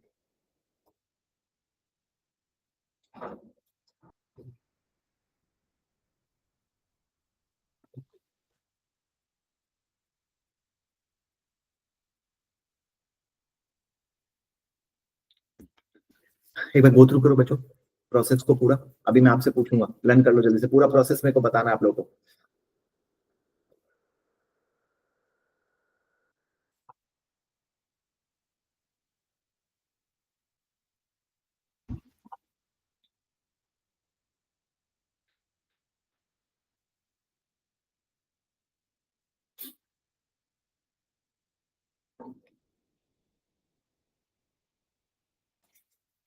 समझे क्या प्रोसेस? स्टार्ट कैसे होता है दोस्त? अपॉइंटमेंट से। सबसे पहले ऑडिटर को अपॉइंट किया जाएगा। ऑडिटर अपॉइंट हो गया, उसके बाद प्लानिंग, एंटिटी को समझना, अंडरस्टैंडिंग द एंटिटी। अब आप सामने वाली एंटिटी की ऑडिट करने जा रहे हो तो उससे पहले उसको समझोगे कि भाई एंटिटी क्या है, रिस्की एरिया देखोगे, रिस्क असेसमेंट। रिस्क असेसमेंट के बाद अब एग्जीक्यूशन शुरू होगा, तो सबसे पहले क्या देखोगे? Test of control. Give some example of test of control. अरे रिसीवेबल्स तो फाइनेंशियल स्टेटमेंट का एक आइटम है, कंट्रोल के एग्जांपल दो। कंट्रोल क्या क्या होता है? Authorisation is a control, segregation of duty is a control, के एक ही जना सारे काम कर रहा है नहीं कर रहा, CCTV camera is a control, biometric is a control. Company के कंट्रोल्स की बात करो बच्चों, आप टेस्ट कर रहे हो कंट्रोल्स को। आप ये आइटम्स का नाम लो, मत लो। सेल्स का नहीं चेक कर रहे हो, सेल्स के कंट्रोल्स को चेक कर रहे हो। आप दांतों को चेक नहीं कर रहे हो, दांतों के कंट्रोल्स को चेक कर रहे हो। भाई आप बाइक चलाते हो तो हेलमेट पहनते हो नहीं पहनते हो, तभी तो अपन चेक करेंगे कि एक्सीडेंट होने के कितने चांसेस हैं। डिटेल में अपन चेक करेंगे, ठीक है, बट उससे पहले अपन को कंट्रोल चेक करना है किसी भी चीज के। तो उस चीज को लेके आपके खुद के कंट्रोल अगर अच्छे हैं, क्योंकि 90% अच्छे ही होते हैं आजकल, कंपनी के खुद के कंट्रोल पूरे आईटी कंट्रोल है, ऑटोमेटेड कंट्रोल है। हर चीज, एक एक चीज ऑटोमेटेड है। कि इनवॉइस अमेजॉन है, आपको लगता है होगा कि वो सेल्स में उन्हें इश्यूज आते होंगे, प्रॉपर्ली डॉक्यूमेंटेड है। आप गए, आपने ऑर्डर डाला, उनका पूरा सेल्स सिस्टम है, और हर जगह एक चेक है, एक कंट्रोल है। परचेज सिस्टम उनका प्रॉपर होगा, कैश सिस्टम, तो अलग अलग सिस्टम होते हैं कंपनी में, उन सिस्टम पे कंपनी के कंट्रोल होते हैं। उन कंट्रोल को आपको टेस्ट करना होता है कि वो वीक है या स्ट्रॉन्ग। वहां से आपका डिसाइड होता है कि आपको कितना चेक करना है। भाई आप एक होटल में गए, मान लो आपको एक होटल की ऑडिट मिली, एक रेस्टोरेंट की ऑडिट मिली, उस होटल में मान लो 5,000 रूम है, 5,000 रूम्स है, आपको ये चेक करना है कि रूम क्लीन है कि नहीं है। तो सबसे पहले आप क्या चेक करोगे? जाओगे हर रूम में जा जाके चेक करोगे, मिट्टी लगी है नहीं लगी चेक कर रहे हो, देख देख क्या ऐसे चेक करोगे? सबसे पहले तो कंट्रोल देखोगे कि क्या वर्कर डेली, उनके लॉग बुक मंगाओगे कि आपके वर्कर कितने आते हैं, किस टाइम आते हैं। ये सबसे आपको पता लग जाएगा कि वर्कर डेली आ रहे हैं नहीं आ रहे। पहले ही अगर आपको पता लग जाए कि वर्कर ही कभी कभी आते हैं तो आप समझ जाओगे कि इनके कंट्रोल बहुत ठीक है। बट अगर आपने देखा कि आपने चेक किया कि वर्कर डेली टाइम पे आ रहे हैं और सब चीजें प्रॉपर लॉग मेंटेन है, मेंटेनेंस मेंटेन है, फीडबैक कैसा है, सारे कंट्रोल चेक कर लिए, उसके बाद अब आप 4,000 में से हो सकता है, देखो ऑडिटर वैसे भी सारा नहीं चेक करता, सैंपल बेसिस पे चेक करता है, एक बात ध्यान रखना। ये आपको मैं आगे पढ़ाऊंगा, ऑडिट में ऐसा नहीं है कि हम 100% चेकिंग करते हैं, पॉसिबल ही नहीं है। हम हमेशा सैंपल लेते हैं, बट अब सैंपल क्या लेंगे? छोटा। अगर वही वीक होता तो सैंपल कौन सा लेते? बड़ा। 4,000 में पहले हम 400 रूम चेक करते, अब शायद हो सकता है हम 40 रूम चेक करके कंक्लूड कर ले कि हाँ ठीक है, तुम्हारे कंट्रोल भी अच्छे हैं, 40 रूम हमने चेक करे, उन रूमों में कोई गलती नहीं मिली, एविडेंस कुछ गलती मिली नहीं, तो टेस्ट ऑफ कंट्रोल भी हो गया, टेस्ट ऑफ डिटेल भी हो गया, अपना काम हो गया। समझो मेरी बात को, कंट्रोल टेस्ट आपने किया ये जानने के लिए कि इस कंपनी के खुद के प्रोसेस कैसे, किस तरीके से वो चीजों को कंट्रोल कर रहे हैं, वो अच्छे हैं। तब आपने रूम चेक तो किए, बट रूम कितने चेक किए? कम। डिटेल चेकिंग करी, रूम में खुद जाके मिट्टी चेक करी कि लगी हुई है नहीं लगी हुई, कैसा है, मिसमैनेज है क्या है, आपको क्या क्या रूम में मिला वो अलग बात है। तो वो आपको देखना है कि सब कुछ ठीक से है कि नहीं है। तो 40 रूम आपने चेक करे, वरना आपको करने पड़ते 400 रूम। अगर 400 रूम में फिर गलती नहीं मिलती, फिर आप कहते हैं पूरे 4,000। सैंपल के बेस पे पूरी पॉपुलेशन पे हम कंक्लूड करते हैं ये हमें अलाउड है। ये लिमिटेशन भी है और ये अलाउड भी है, क्योंकि ऑडिटर 100% चेकिंग नहीं कर सकता। मान लो 4,000 रूम चेक करने वो निकला और 4 साल बाद वापस आया, उसकी तो जिंदगी निकल गई, और वापस आया नहीं आया।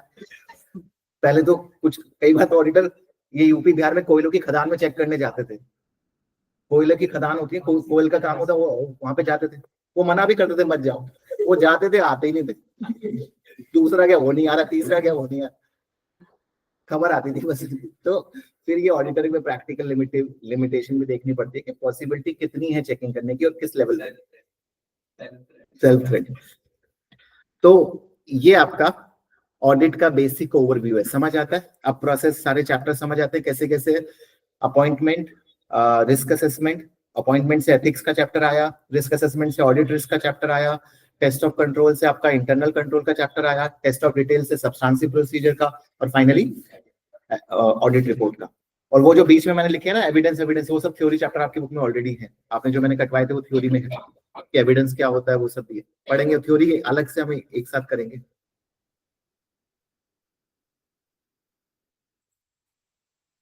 ठीक है, थोड़ा सा स्टार्ट करते हैं। पहला चैप्टर का हेडिंग आपका चैप्टर 1 में हेडिंग है इंट्रोडक्शन टू अश्योरेंस।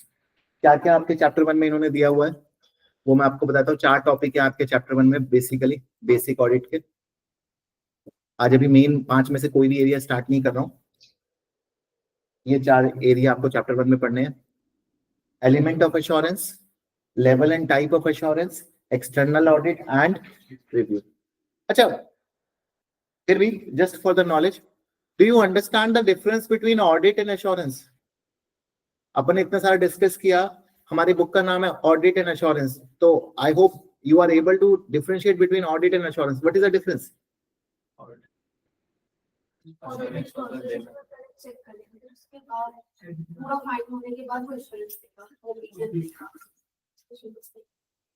तो विच इज वाइडर, अश्योरेंस और ऑडिट?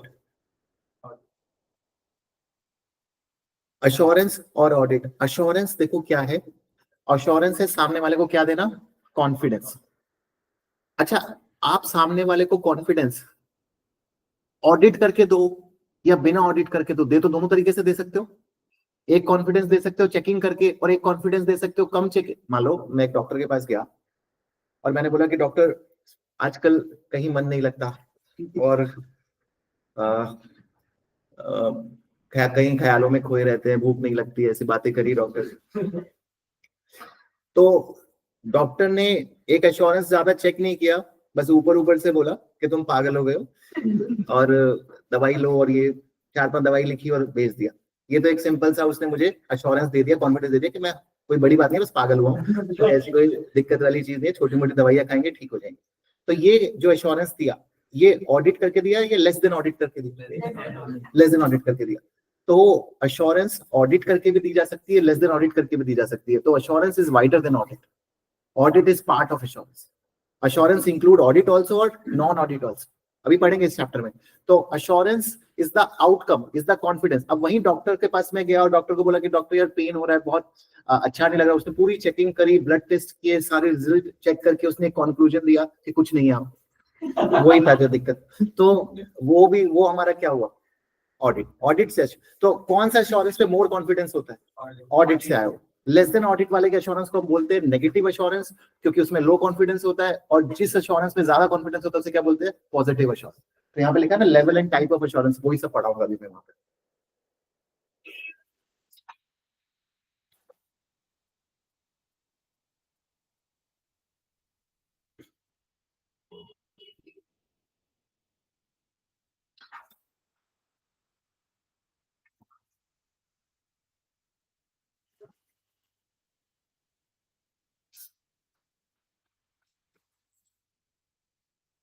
लिखो बच्चों, types of engagement.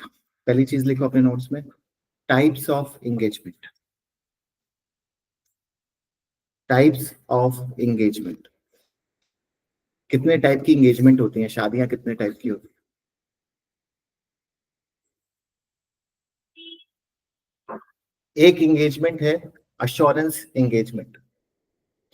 Sir assurance engagement कौन सी हुई? वही जो अभी तक मैं आपको बता रहा था, जिस एंगेजमेंट में सामने वाला आपसे अश्योरेंस मांगता है, चाहे वो ऑडिट करके दी हो, चाहे लेस ऑडिट करके दी हो। ऐसी कोई भी एंगेजमेंट जिसमें सामने वाला अश्योरेंस मांगेगा उसे अश्योरेंस एंगेजमेंट। मतलब वो ये मांगता है कि मुझे अश्योरिटी दो, मुझे कॉन्फिडेंस दो कि ठीक है कि नहीं, किसी भी मैटर पे वो अश्योरेंस मांग रहा है। हाँ, कमिटमेंट मांग रहा है आपसे, कॉन्फिडेंस मांग रहा है, अश्योरेंस मांग रहा है। अश्योरेंस दो तरीके की हो सकती है, वैसे 3 तरीके की होती है assurance. Absolute assurance, positive reasonable assurance and negative assurance. मैं करूंगा डिस्कस उसको लेके। But engagement is the wider term. Engagement मतलब काम करना। हम एंगेजमेंट वर्ड का मतलब यहाँ पे वो रिंग सेरेमनी नहीं है, यहाँ पे एंगेजमेंट मतलब है वर्क। और वो वर्क 3 तरीके का वर्क होता है। एक होता है एश्योरेंस एंगेजमेंट, हमारे कोर्स में हमारे F8 में एश्योरेंस पे फोकस है, ये बाकी 2 पे हम पढ़ते हैं AAA पे। अश्योरेंस एंगेजमेंट का एग्जांपल क्या हो गया? External audit. Audit is an example of assurance, क्योंकि ऑडिट में आपको क्या देना होता है? अश्योरेंस देनी होती है। अच्छा, दूसरा एक एंगेजमेंट होता है रिव्यू एंगेजमेंट। रिव्यू एंगेजमेंट क्या होता है? कई बार आपके पास ना क्लाइंट आएगा और वो ये बोलेगा कि यार हमें ना बैंक से लोन लेना है, और बैंक वाले कह रहे हैं कि जो अगले 5 साल का कैश फ्लो है, अगले 5 साल का जो फोरकास्ट है, वो वेरीफाई करवा के लो, किसी सीए से वेरीफाई करवा के लो। कई बार बैंक लोन लेने से पहले कहता है ना कि अगले 5 साल तुम क्या कमाओगे उसका रिव्यू करवा के लो। तो अभी ये इंफॉर्मेशन एग्जिस्ट करती है, एग्जिस्ट ही नहीं करती? एग्जिस्ट ही नहीं करती। तो आप एज अ सीए, आप एज अ एसीसीए ऑडिट कर पाओगे, रिव्यू कर पाओगे? सिर्फ देख पाओगे। रिव्यू करना मतलब क्या है? बहुत थोड़ा सा देखना, क्या क्या पॉसिबल, मतलब उसके दिए हुए डाटा को जस्ट वेरीफाई कर लेना, चेक करना। जो उसने एजम्पशन बनाई है कि मैं इस रेट पे ग्रो करूंगा, क्यों बनाई है कि वो 5-5% पे ग्रो करेगा, क्या इन्फ्लेशन लिया है, एम्प्लॉय की कॉस्ट क्या क्या ली है उसने आने वाले 5 सालों में, उसको रिव्यू करते हैं। जब हम कोई रिव्यू का काम हमें मिलता है, देखो एकदम डिफरेंट काम है, ये ऑडिट का काम नहीं है, ये काम क्या है? रिव्यू। तो ये हमारे कोर्स में नहीं है, इसको बोलते हैं रिव्यू फोरकास्ट। एग्जाम्पल लिखा है मैंने, रिव्यू ऑफ फोरकास्ट। ये रिव्यू एंगेजमेंट्स होती हैं बच्चों। We don't have to study, just theory के लिए इस चैप्टर में बता रखी है। रिव्यू एंगेजमेंट पे आपको एग्जाम में क्वेश्चन नहीं आएंगे। रिव्यू एंगेजमेंट कैसे की जाती है, क्या की जाती है, ये बिल्कुल एक सेपरेट है। वैसे ही एक काम होता है agreed upon procedure. Agreed upon procedure. और आप जब एक प्रैक्टिस यूनिट खोलते हैं तो कई तरीके के काम कर सकते हैं।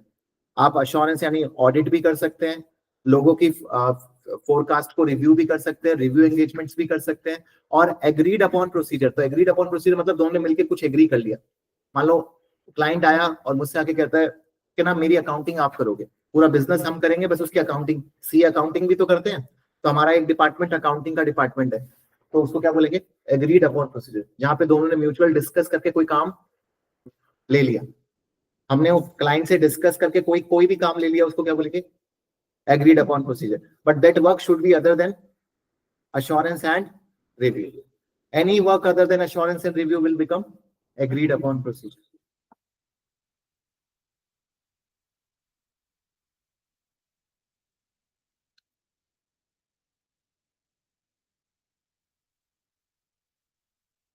अब देखो इस चैप्टर में बच्चों पहला टॉपिक क्या है, एलिमेंट ऑफ एश्योरेंस। तो क्या ये चैप्टर एश्योरेंस एंगेजमेंट पे फोकस है? हाँ।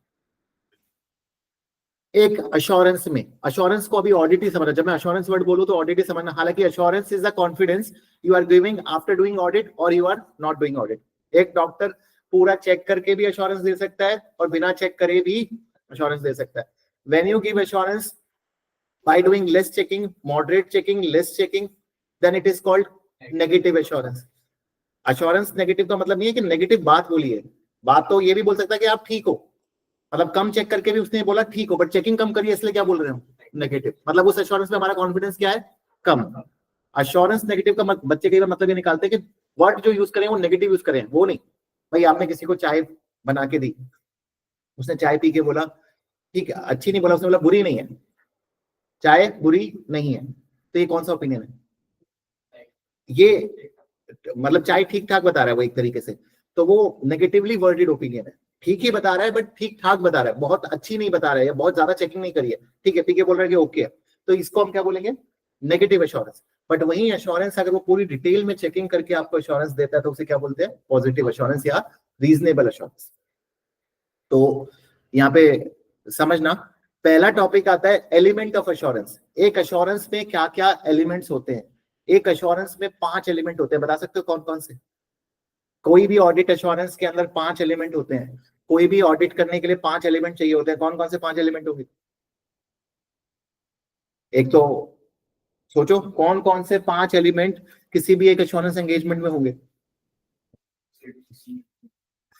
एक तो हमेशा 3 पार्टी होंगी, किसी भी एश्योरेंस एंगेजमेंट में 3 पार्टी होनी चाहिए, एक क्राइम करने वाला, एक क्राइम को पकड़ने वाला और एक विक्टिम, मतलब शेयर होल्डर, डायरेक्टर और ऑडिटर। हमेशा 3 पार्टी होंगी किसी भी एश्योरेंस। भाई किसी को एश्योरेंस चाहिए, किसी को एश्योरेंस देनी है और किस पे एश्योरेंस देनी है, तो हमेशा 3 पार्टी होंगी पहला। दूसरा, कोई ना कोई सब्जेक्ट मैटर होगा, जैसे हमारे केस में क्या है, फाइनेंशियल स्टेटमेंट। किसी चीज के ऊपर दे रहे होगे ना, पार्टी 3 है बट किसी मुद्दे पे तो बात कर रही होंगी, ऐसा तो नहीं हवा में बातें कर रही, वो 3 पार्टी मिलकर किसी एक मैटर पे बात कर रही होंगी, उसे क्या बोलते हैं, सब्जेक्ट मैटर। तीसरा, चेकिंग जो मर्जी मर्जी से करोगे या कोई क्राइटेरिया होगा, और यहाँ पे क्राइटेरिया क्या है, अकाउंटिंग स्टैंडर्ड्स, ऑडिटिंग स्टैंडर्ड्स, उन क्राइटेरिया के बेस पे ऑडिट होगी। दूसरा मेन इंपॉर्टेंट, कोई भी ओपिनियन फॉर्म करने के लिए क्या चाहिए, एविडेंस। फोर्थ, हमेशा क्या होने चाहिए, एविडेंस। और फाइनली रिपोर्ट, रिटर्न रिपोर्ट। लिख लो, शो कर देता हूं, नाम लिख लेना, पूरा डिटेल में लिखने की जरूरत नहीं है, मीनिंग बस ये नाम लिख लेना। 5 होते हैं, अभी समझा दूंगा दोबारा से। 3 पार्टी इन्वॉल्व, 3 पार्टी इन्वॉल्व होती है, एक सब्जेक्ट मैटर होता है, suitable criteria, sufficient appropriate, return and assurance. Although मैं ये सब पढ़ा रहा हूँ बच्चों, इस जस्ट फॉर एन ओरिएंटेशन। सच बताऊं, ये सब आप खुद भी रीड कर सकते हो, ऐसी चीजें हैं, और इसको ऑडिट समझ भी मत लेना। मेन जो ऑडिट समझ, उन 5 चैप्टर वो ही ऑडिट है। ये सब एग्जाम में आए ना आए कोई शॉर्ट ही नहीं है, तुम कितना ही पढ़ लो इन सब चीजों को, मैक्सिमम 2 मार्क्स के लिए कभी पूछ लिया किसी थ्योरी में तो पूछ लिया।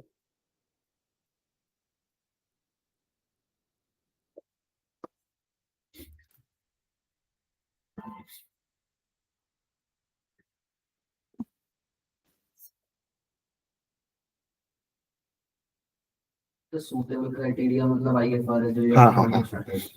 चेकिंग करने के लिए कोई क्राइटेरिया होना चाहिए ना, कुछ तुम अपनी मर्जी से जाके चेक कर रहे हो, ऐसा थोड़ी होता है भाई। आप पुलिस भी एक क्राइटेरिया फॉलो करती है, एक प्रोसेस फॉलो करती है। हम सीएस लोग हैं, हम लोगों को मालूम है कि सही रेवेन्यू क्या है, जो अकाउंटिंग स्टैंडर्ड कहता है। हम अपनी मर्जी से थोड़ी बोलेंगे कि रेवेन्यू सही क्या है, रिसीवेबल सही क्या है। तो अकाउंटिंग स्टैंडर्ड या कोई ना कोई क्राइटेरिया होना चाहिए, वरना एश्योरेंस एंगेजमेंट नहीं बन सकती। कोई भी एश्योरेंस एंगेजमेंट जिसमें ये पांचों चीज नहीं है वो एश्योरेंस एंगेजमेंट नहीं कहलाएगी।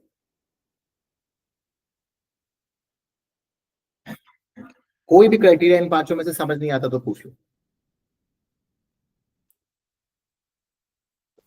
3 पार्टी, 3 पार्टी होनी चाहिए, मैटर होना चाहिए, 3 लोग 1 मैटर, बोतल होनी चाहिए, मतलब 3 लोग और 1 बोतल तो हमें चाहिए पार्टी करनी है तो। नहीं कृष्ण, सुटेबल क्राइटेरिया और sufficient and appropriate evidence. Evidence क्या होने चाहिए? सफिशिएंट एंड, अच्छा 2 वर्ड है, एक है सफिशिएंट और एक है अप्रोप्रिएट। क्या मतलब हुआ?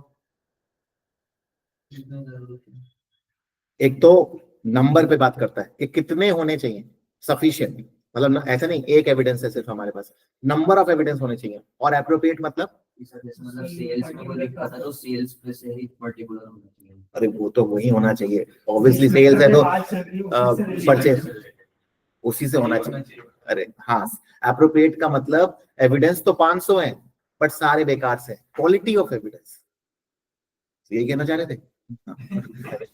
नहीं। तो सफिशिएंट का मतलब क्या है? नंबर, क्वांटिटी, और एप्रोप्रिएट का मतलब क्या है? क्वालिटी। अभी दोनों चीजें इंपॉर्टेंट है ना। आपने एक भीड़ इकट्ठी कर रखी है, नंबर ऑफ फॉलोअर्स तो बहुत है आपके, बट उसमें से लॉयल कितने हैं, क्वालिटी ऑडियंस कितनी है आपके? हाँ, बाकी पैसे वाले तो कितने ही आ जाते हैं, कृषि जाता है कहीं भीड़ में तो नहीं। तो सफिशिएंट एंड अप्रोप्रिएट एविडेंस होने चाहिए। और फाइनली रिपोर्ट कौन सी होनी चाहिए? Return report. अल्टीमेटली उस एश्योरेंस में एक रिपोर्ट बननी चाहिए, रिपोर्ट ही नहीं बनेगी तो फिर क्या फायदा हुआ उस एश्योरेंस का? देख ले एक बार 5, कोई भी पॉइंट में क्लैरिटी नहीं है तो बता।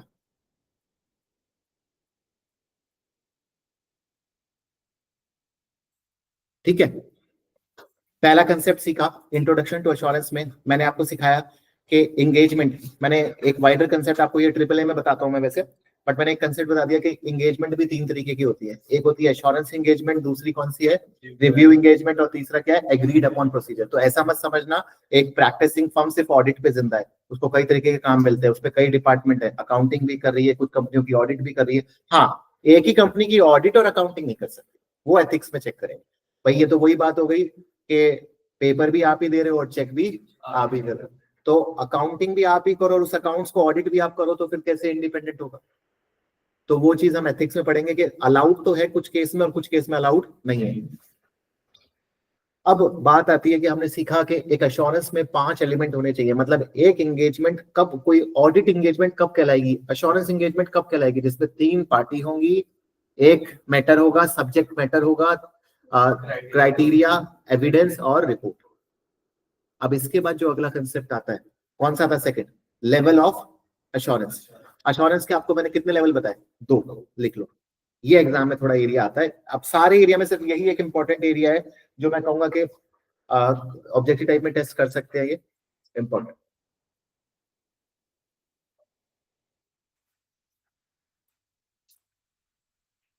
पॉजिटिव और नेगेटिव।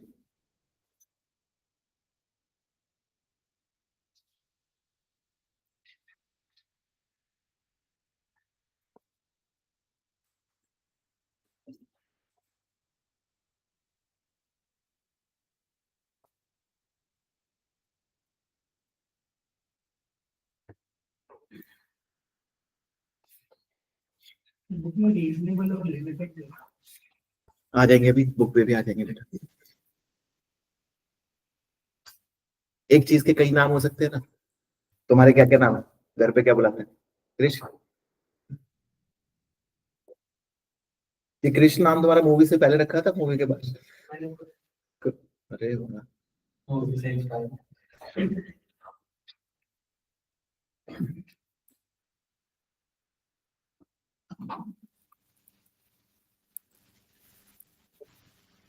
नाम में भी बहुत इंपॉर्टेंस है नाम की। पॉजिटिव और नेगेटिव, पॉजिटिव एश्योरेंस को एक और नाम से क्या बोलते हैं? Reasonable assurance. और नेगेटिव एश्योरेंस को क्या बोलते हैं? Limited assurance. रीजनेबल एश्योरेंस का एग्जांपल क्या हो गया? ऑडिट, क्योंकि ऑडिट में आप चेकिंग क्या कर रहे हो? डिटेल में या कम कर रहे हो? और लिमिटेड एश्योरेंस यानी रिव्यू एंगेजमेंट जो होती है उनमें आप चेकिंग ज्यादा करते हो या कम करते हो? क्योंकि रिव्यू एंगेजमेंट में आप फ्यूचर चेक कर रहे हो और फ्यूचर में आप लिमिटेड चेकिंग ही करोगे, तो इसको क्या बोल सकते हैं? Limited assurance.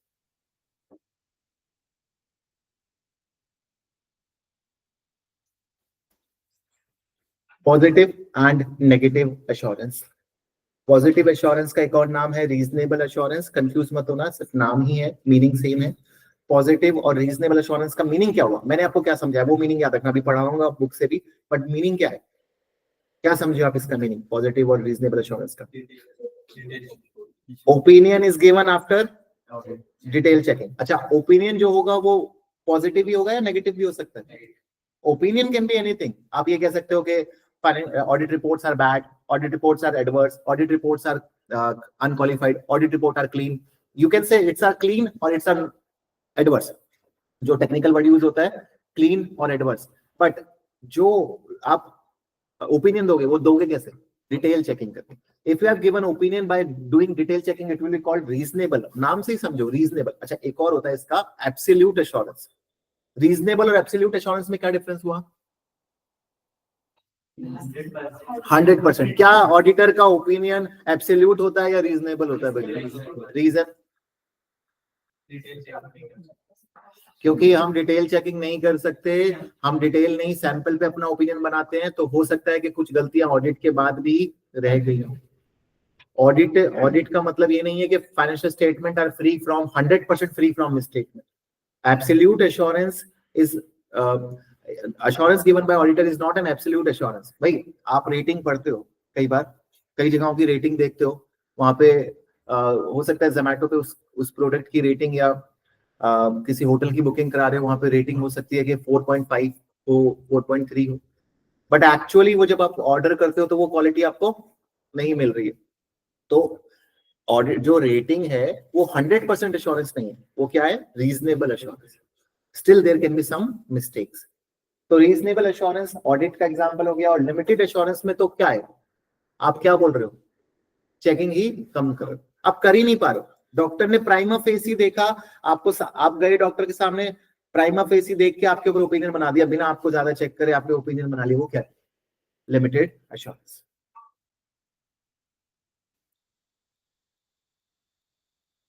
पढ़ना थोड़ा डिटेल से, अब ये नोट करने की जरूरत नहीं, सब बुक में आपके दिया, बुक से ही पढ़ा रहा हूँ आपको, पढ़ो थोड़ा, खुद से पढ़ो, फिर एग्जाम्पल्स भी हैं, फिर जो चीज समझना है वो पूछना, पढ़ो।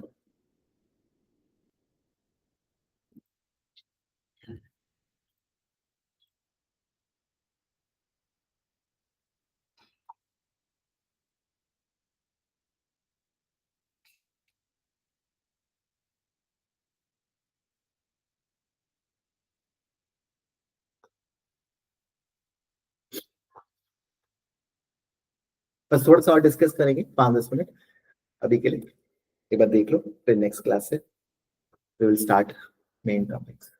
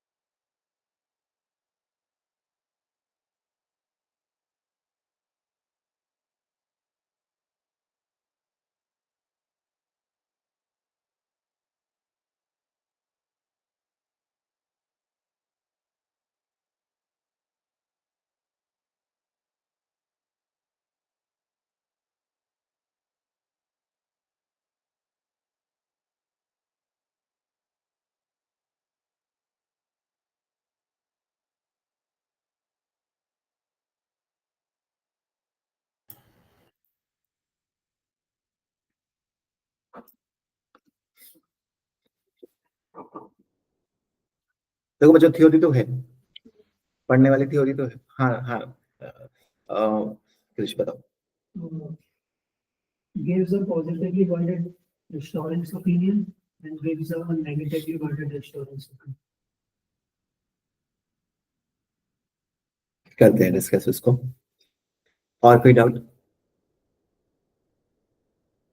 रीजनेबल एश्योरेंस के अंदर क्या कहता है, द प्रैक्टिशनर, प्रैक्टिशनर किसको बोल रहा है, ऑडिटर को, gather sufficient appropriate evidence, does enough work to able to draw reasonable not absolute, कितना अच्छा लैंग्वेज में लिखा है, concludes that the subject matter confirm in all material respect with the identified suitable criteria. Hope this language is not confusing you. It says that in all material respect, in all respect नहीं, material respect means मोटा मोटा सब सही है, मोटा मोटा सब सही है, विद क्राइटेरिया, जो हमारे लॉ कहते हैं, हमारे क्राइटेरिया जो कहते हैं उनसे मैच हो रही है मोटी मोटी सारी चीजें, मेजरली कोई ऐसी बड़ी प्रॉब्लम नहीं है जिसको देख के कंपनी कहे फ्रॉड है, या कोई बहुत बड़ी स्टेटमेंट नहीं है, छोटी मोटी हो सकती है.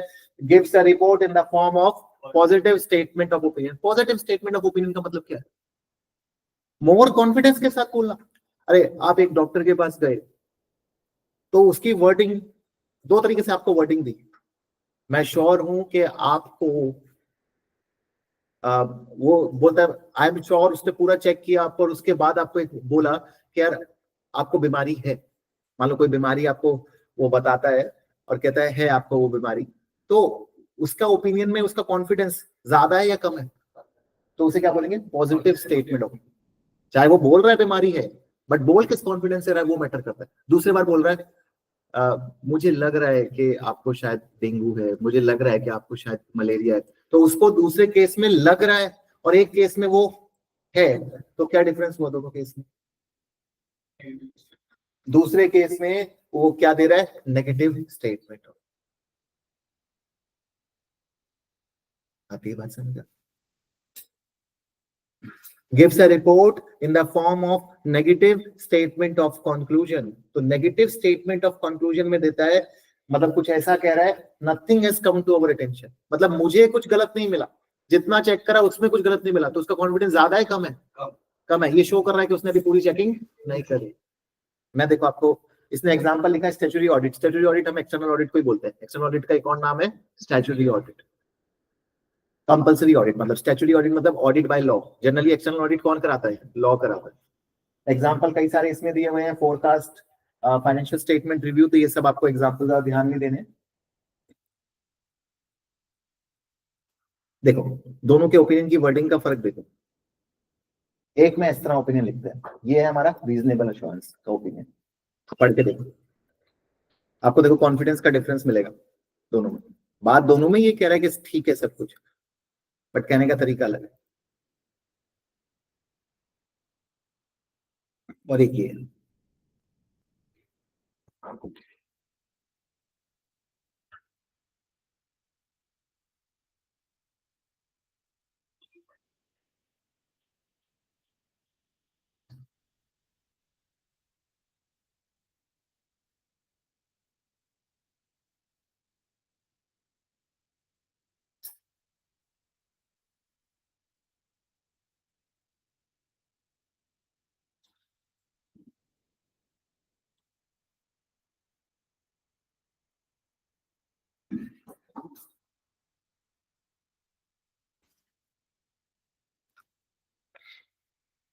फर्क लगा,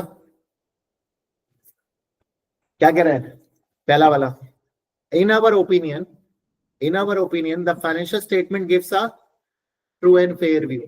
क्या पूरा कॉन्फिडेंस से बोल रहा है, क्लैरिटी से बोल रहा है, पॉजिटिव वर्ड है कि फाइनेंशियल स्टेटमेंट क्या है, ट्रू एंड फेयर. बस इतना ही पढ़ लो, बाकी सब लैंग्वेज तो धीरे धीरे सीख जाओगे, ऑडिट रिपोर्ट में पढ़ाऊंगा ये सब लैंग्वेज आपको.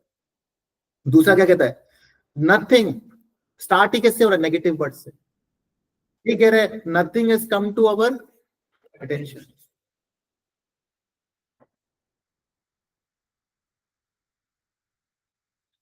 दूसरे में क्या कह रहा है, nothing has come to our attention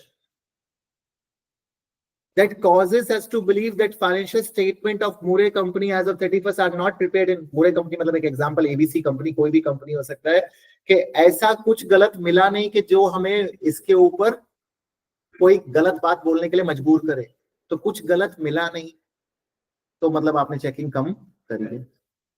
तो यहाँ पे जब आप वर्डिंग देखते हो, nothing has come to our attention वाली वर्डिंग है, और यहाँ हमारी वर्डिंग कैसी है, इन अवर ओपिनियन, पॉजिटिव, सीधा बोल रहे हैं, ये नहीं दिखा रहे कि हमने चेकिंग कम करी. अरे बस समझ,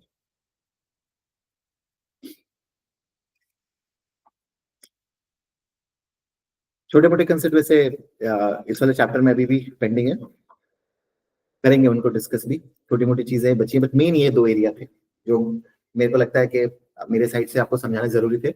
और भी एरिया इसमें थोड़ा बहुत डिस्कस कर लेंगे, उसके बाद नया एरिया स्टार्ट करेंगे। बट अभी के लिए एक छोटा सा क्वेश्चन आपसे डिस्कस कर रहा हूँ, जरा पहले वाले का आंसर दे रहा हूँ।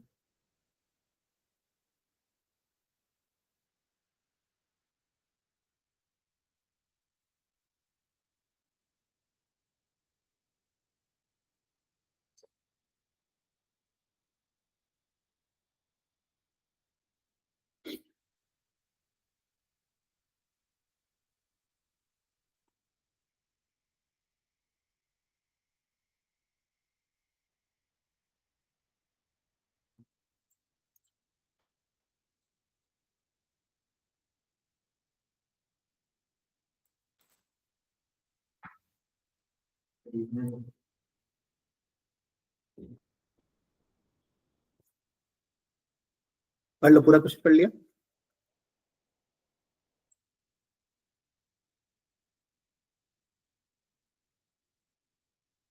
ऑडिट रिपोर्ट कैसा एश्योरेंस देती है बच्चों? रीजनेबल। हालांकि बिना पढ़े भी आप आंसर कर सकते हो, बट पढ़ लेना ऊपर का इसलिए ताकि आपको समझ आए कि ऑडिट वर्क अभी नया है ना आपके लिए। जल्दबाजी मत करो, इन सारी चीजों को पढ़ने से ना आप धीरे धीरे ऑडिट से कंफर्टेबल, आपका ना माइंडसेट ऑडिट का डेवलप करना है मुझे। कंटेंट तो है ही सारा, माइंडसेट डेवलप करने में टाइम लगता है। ऑडिट का माइंडसेट चैप्टर 1 को पढ़ना घर जाके, उसको एक बार रीड करो, चैप्टर 1 को बैठ के ऑडिट का माइंडसेट, उसके एक एक लाइन को पढ़ो, टर्मिनोलॉजी कीवर्ड से फैमिलियर होने लगो, अपने आप धीरे धीरे ऑडिट की तरह सोचने लगोगे, ऑडिटर की तरह। What level of assurance will be provided by independent audit report? Obviously not an absolute. Absolute मतलब 100%, हर पॉइंट को समझो। Absolute लैंग्वेज को समझो। Reasonable, reasonable मतलब हम मेटेरियली श्योर है, मेजरली श्योर है। मॉडरेट मतलब ठीक ठाक, ऐसा भी हाल नहीं है। और लिमिटेड मतलब बहुत कम। Which of the following is not of the one of the 5 element of assurance engagement? इनमें से कौन सा assurance engagement का एलिमेंट मेरे दोस्त नहीं है? सब्जेक्ट मैटर नहीं है, सुटेबल क्राइटेरिया, एश्योरेंस फाइल। भाई एश्योरेंस फाइल क्या है? रिपोर्ट होती है एश्योरेंस की, ये बताओ। Which of the following is not a benefit of audit? हालांकि मैंने ऐसे आपसे पूरा थ्योरेटिकली डिस्कस नहीं किया कि क्या क्या एडवांटेज डिसएडवांटेज है, बट फिर भी आप बता सकते हो मेरे ख्याल से।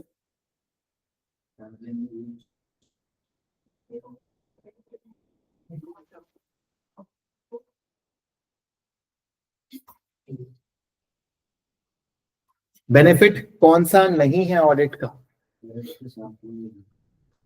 डी करेक्ट आंसर है। देखो ये देखो, इंक्रीज क्रेडिबिलिटी। ऑडिट से फाइनेंशियल स्टेटमेंट की क्रेडिबिलिटी, क्रेडिबिलिटी यानी ऑडिट से फाइनेंशियल स्टेटमेंट की इज्जत, मार्केट में वैल्यू बढ़ती है घटती है? बढ़ती है। तो ये नहीं होगा। डेफिशिएंसी में भी आइडेंटिफाई, ऑब्वियसली ऑडिट करते वक्त आप कंट्रोल को टेस्ट करते हो, और कंट्रोल टेस्ट करते वक्त ऑडिटर को क्या मिल सकती है उसमें? कमियां, और उन कमियों को क्या बोलोगे? डेफिशिएंसीज। फ्रॉड में भी डिटेक्टेड, ऑडिट करते वक्त क्या फ्रॉड पकड़ में आ सकते हैं? अच्छा, ऑडिटर का काम फ्रॉड को ढूंढना है क्या? नहीं, ये बात ध्यान रखना। Auditor is there to report on financial statement, not to find fraud. However during audit if they find out any fraud, they need to investigate it. Sampling in use, बच्चे कंफ्यूज हो गए बेटा। ऑडिट में sampling use करना उसका benefit नहीं, उसकी limitation, मजबूरी है। सैम्पलिंग इज अ मजबूरी। Which of the following statement is false? बताओ।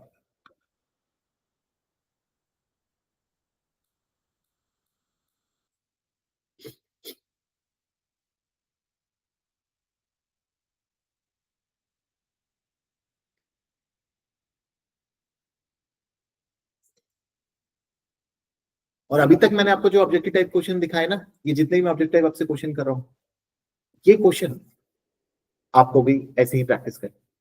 कंसेप्ट को समझने के लिए ऑब्जेक्टिव टाइप क्वेश्चन बहुत इंपॉर्टेंट है, but in objective type question का एग्जाम का लेवल मत समझ लेना। ये तो ये मान लो कि सर जिस लेवल की वो ऑब्जेक्टिव पूछते हैं उसका सरफेस भी नहीं है। जैसे अभी ये फोर्थ ये वाला पॉइंट है, बताओ आयुष क्या आंसर होगा इसका? प्यार से बताना बस।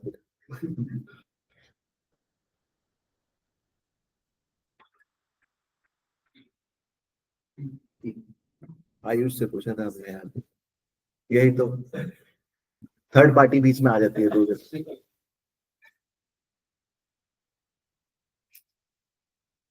बिल्कुल ठीक आंसर। क्यों गलत है? If financial statement are found to contain material state misstatement, audit opinion तो अभी भी कैसा जाएगा? पॉजिटिव है। नेगेटिव ऑडिट ओपिनियन तो कब जाता है? लिमिटेड एश्योरेंस के केस में। Auditor will express an opinion as to whether financial statement give true and fair view, बिल्कुल ऐसा करता ही ऑडिटर, ट्रू है ये। ऑडिटर मस्ट ऑब्टेन सफिशिएंट, ये भी बिल्कुल ठीक बात है। Audit may not detect all fraud, ये बात भी ठीक है। सारे फ्रॉड थोड़ी पकड़ सकता है वो, जितने मिलेंगे उतने ही पकड़ेगा। कुछ फ्रॉड छुपा रखे हैं मैनेजमेंट ने, वो तो अपने प्रोसेस को फॉलो करेगा। भाई आप गए, आप होटल के रूम्स चेक कर रहे हो, आपने 400 रूम अपने ईमानदारी से चेक करे, 4000 रूम है, कुछ और रूम में गड़बड़ थी, आप क्या कर सकते हो? जितना आपने करा वो आप प्रूव कर सकते हो कि हाँ मैंने सब कुछ फॉलो करते हुए रीजनेबली सारे रूम ठीक बता दिए। बट अगर मेरे सैंपल में ही नहीं आए तो मैं क्या कर सकता था? उन्होंने जान पूछ के, उन्हें पता था कि ऑडिटर के सैंपल कौन कौन से हैं, उसके बाद उन्होंने फ्रॉड किया, तो मैं भी उसे पकड़ नहीं सकता। If financial statement are found to contain material misstatement, a negative audit opinion will be given. तो यहाँ पे आपको समझना है audit opinion can be adverse, can be qualified, कई तरीके के ओपिनियन होते हैं। बट हम उसे नेगेटिव वर्ड कब कहेंगे? जब कॉन्फिडेंस हमें कम होगा। कॉन्फिडेंस कम है या ज्यादा है अपने ओपिनियन पे? ज्यादा है, तो पॉजिटिव वर्डिटी कहलाया जाएगा। वही तो मैं आपको बार बार कंफ्यूजन दिमाग से क्लियर करना चाह रहा था कि नेगेटिव का मतलब ना नहीं है, नेगेटिव का मतलब है कि कॉन्फिडेंस कम है। Which of the following are example of expectation gap? अच्छा, ये भी आपके चैप्टर में थ्योरी है, थोड़ा इंटरेस्टिंग करने के लिए मैंने ये बता दिया। ये थ्योरी एक्सपेक्टेशन गैप, आप समझ लो क्या होता है। एक्सपेक्टेशन गैप होता है लोगों की, आप एक रील नहीं देखते, एक्सपेक्टेशन वर्सेस रियलिटी, वही एक्सपेक्टेशन गैप कहलाता है। भाई जैसे आपकी एक्सपेक्टेशन हो सकती है कि ACCA के बाद ये होगा, पूरी दुनिया आपके पीछे पीछे, बट एक्सपेक्टेशन और रियलिटी में थोड़ा सा या बहुत ज्यादा डिफरेंस हो सकता है। तो expectation gap, expectation versus reality को आपको समझना पड़ेगा कि ऑडिटर के साथ लोगों ने एक्सपेक्टेशन क्या लगा रखी होती है, क्या मिथ्स है और क्या रियलिटी है। कई लोग ऑडिटर को भगवान समझते हैं कि उसने चेक कर दिया तो सब कुछ, तो वो क्या इसमें कहते हैं कौन कौन से एग्जाम्पल एक्सपेक्टेशन गैप के हैं। तो पहला बोलो, the independent audit report confirm financial statement are accurate, सही या गलत? क्यों? वो क्या बोलता है? फेयर। एक्यूरेट मतलब 100%, एब्सोल्यूट नहीं। ये भी गलत एक्सपेक्टेशन है ऑडिटर से। आ रहे हैं थर्ड पे भी, आ रहे हैं आराम से। An unmodified opinion means the company is going concern. बताओ ये सही है या गलत है? This line is true or false?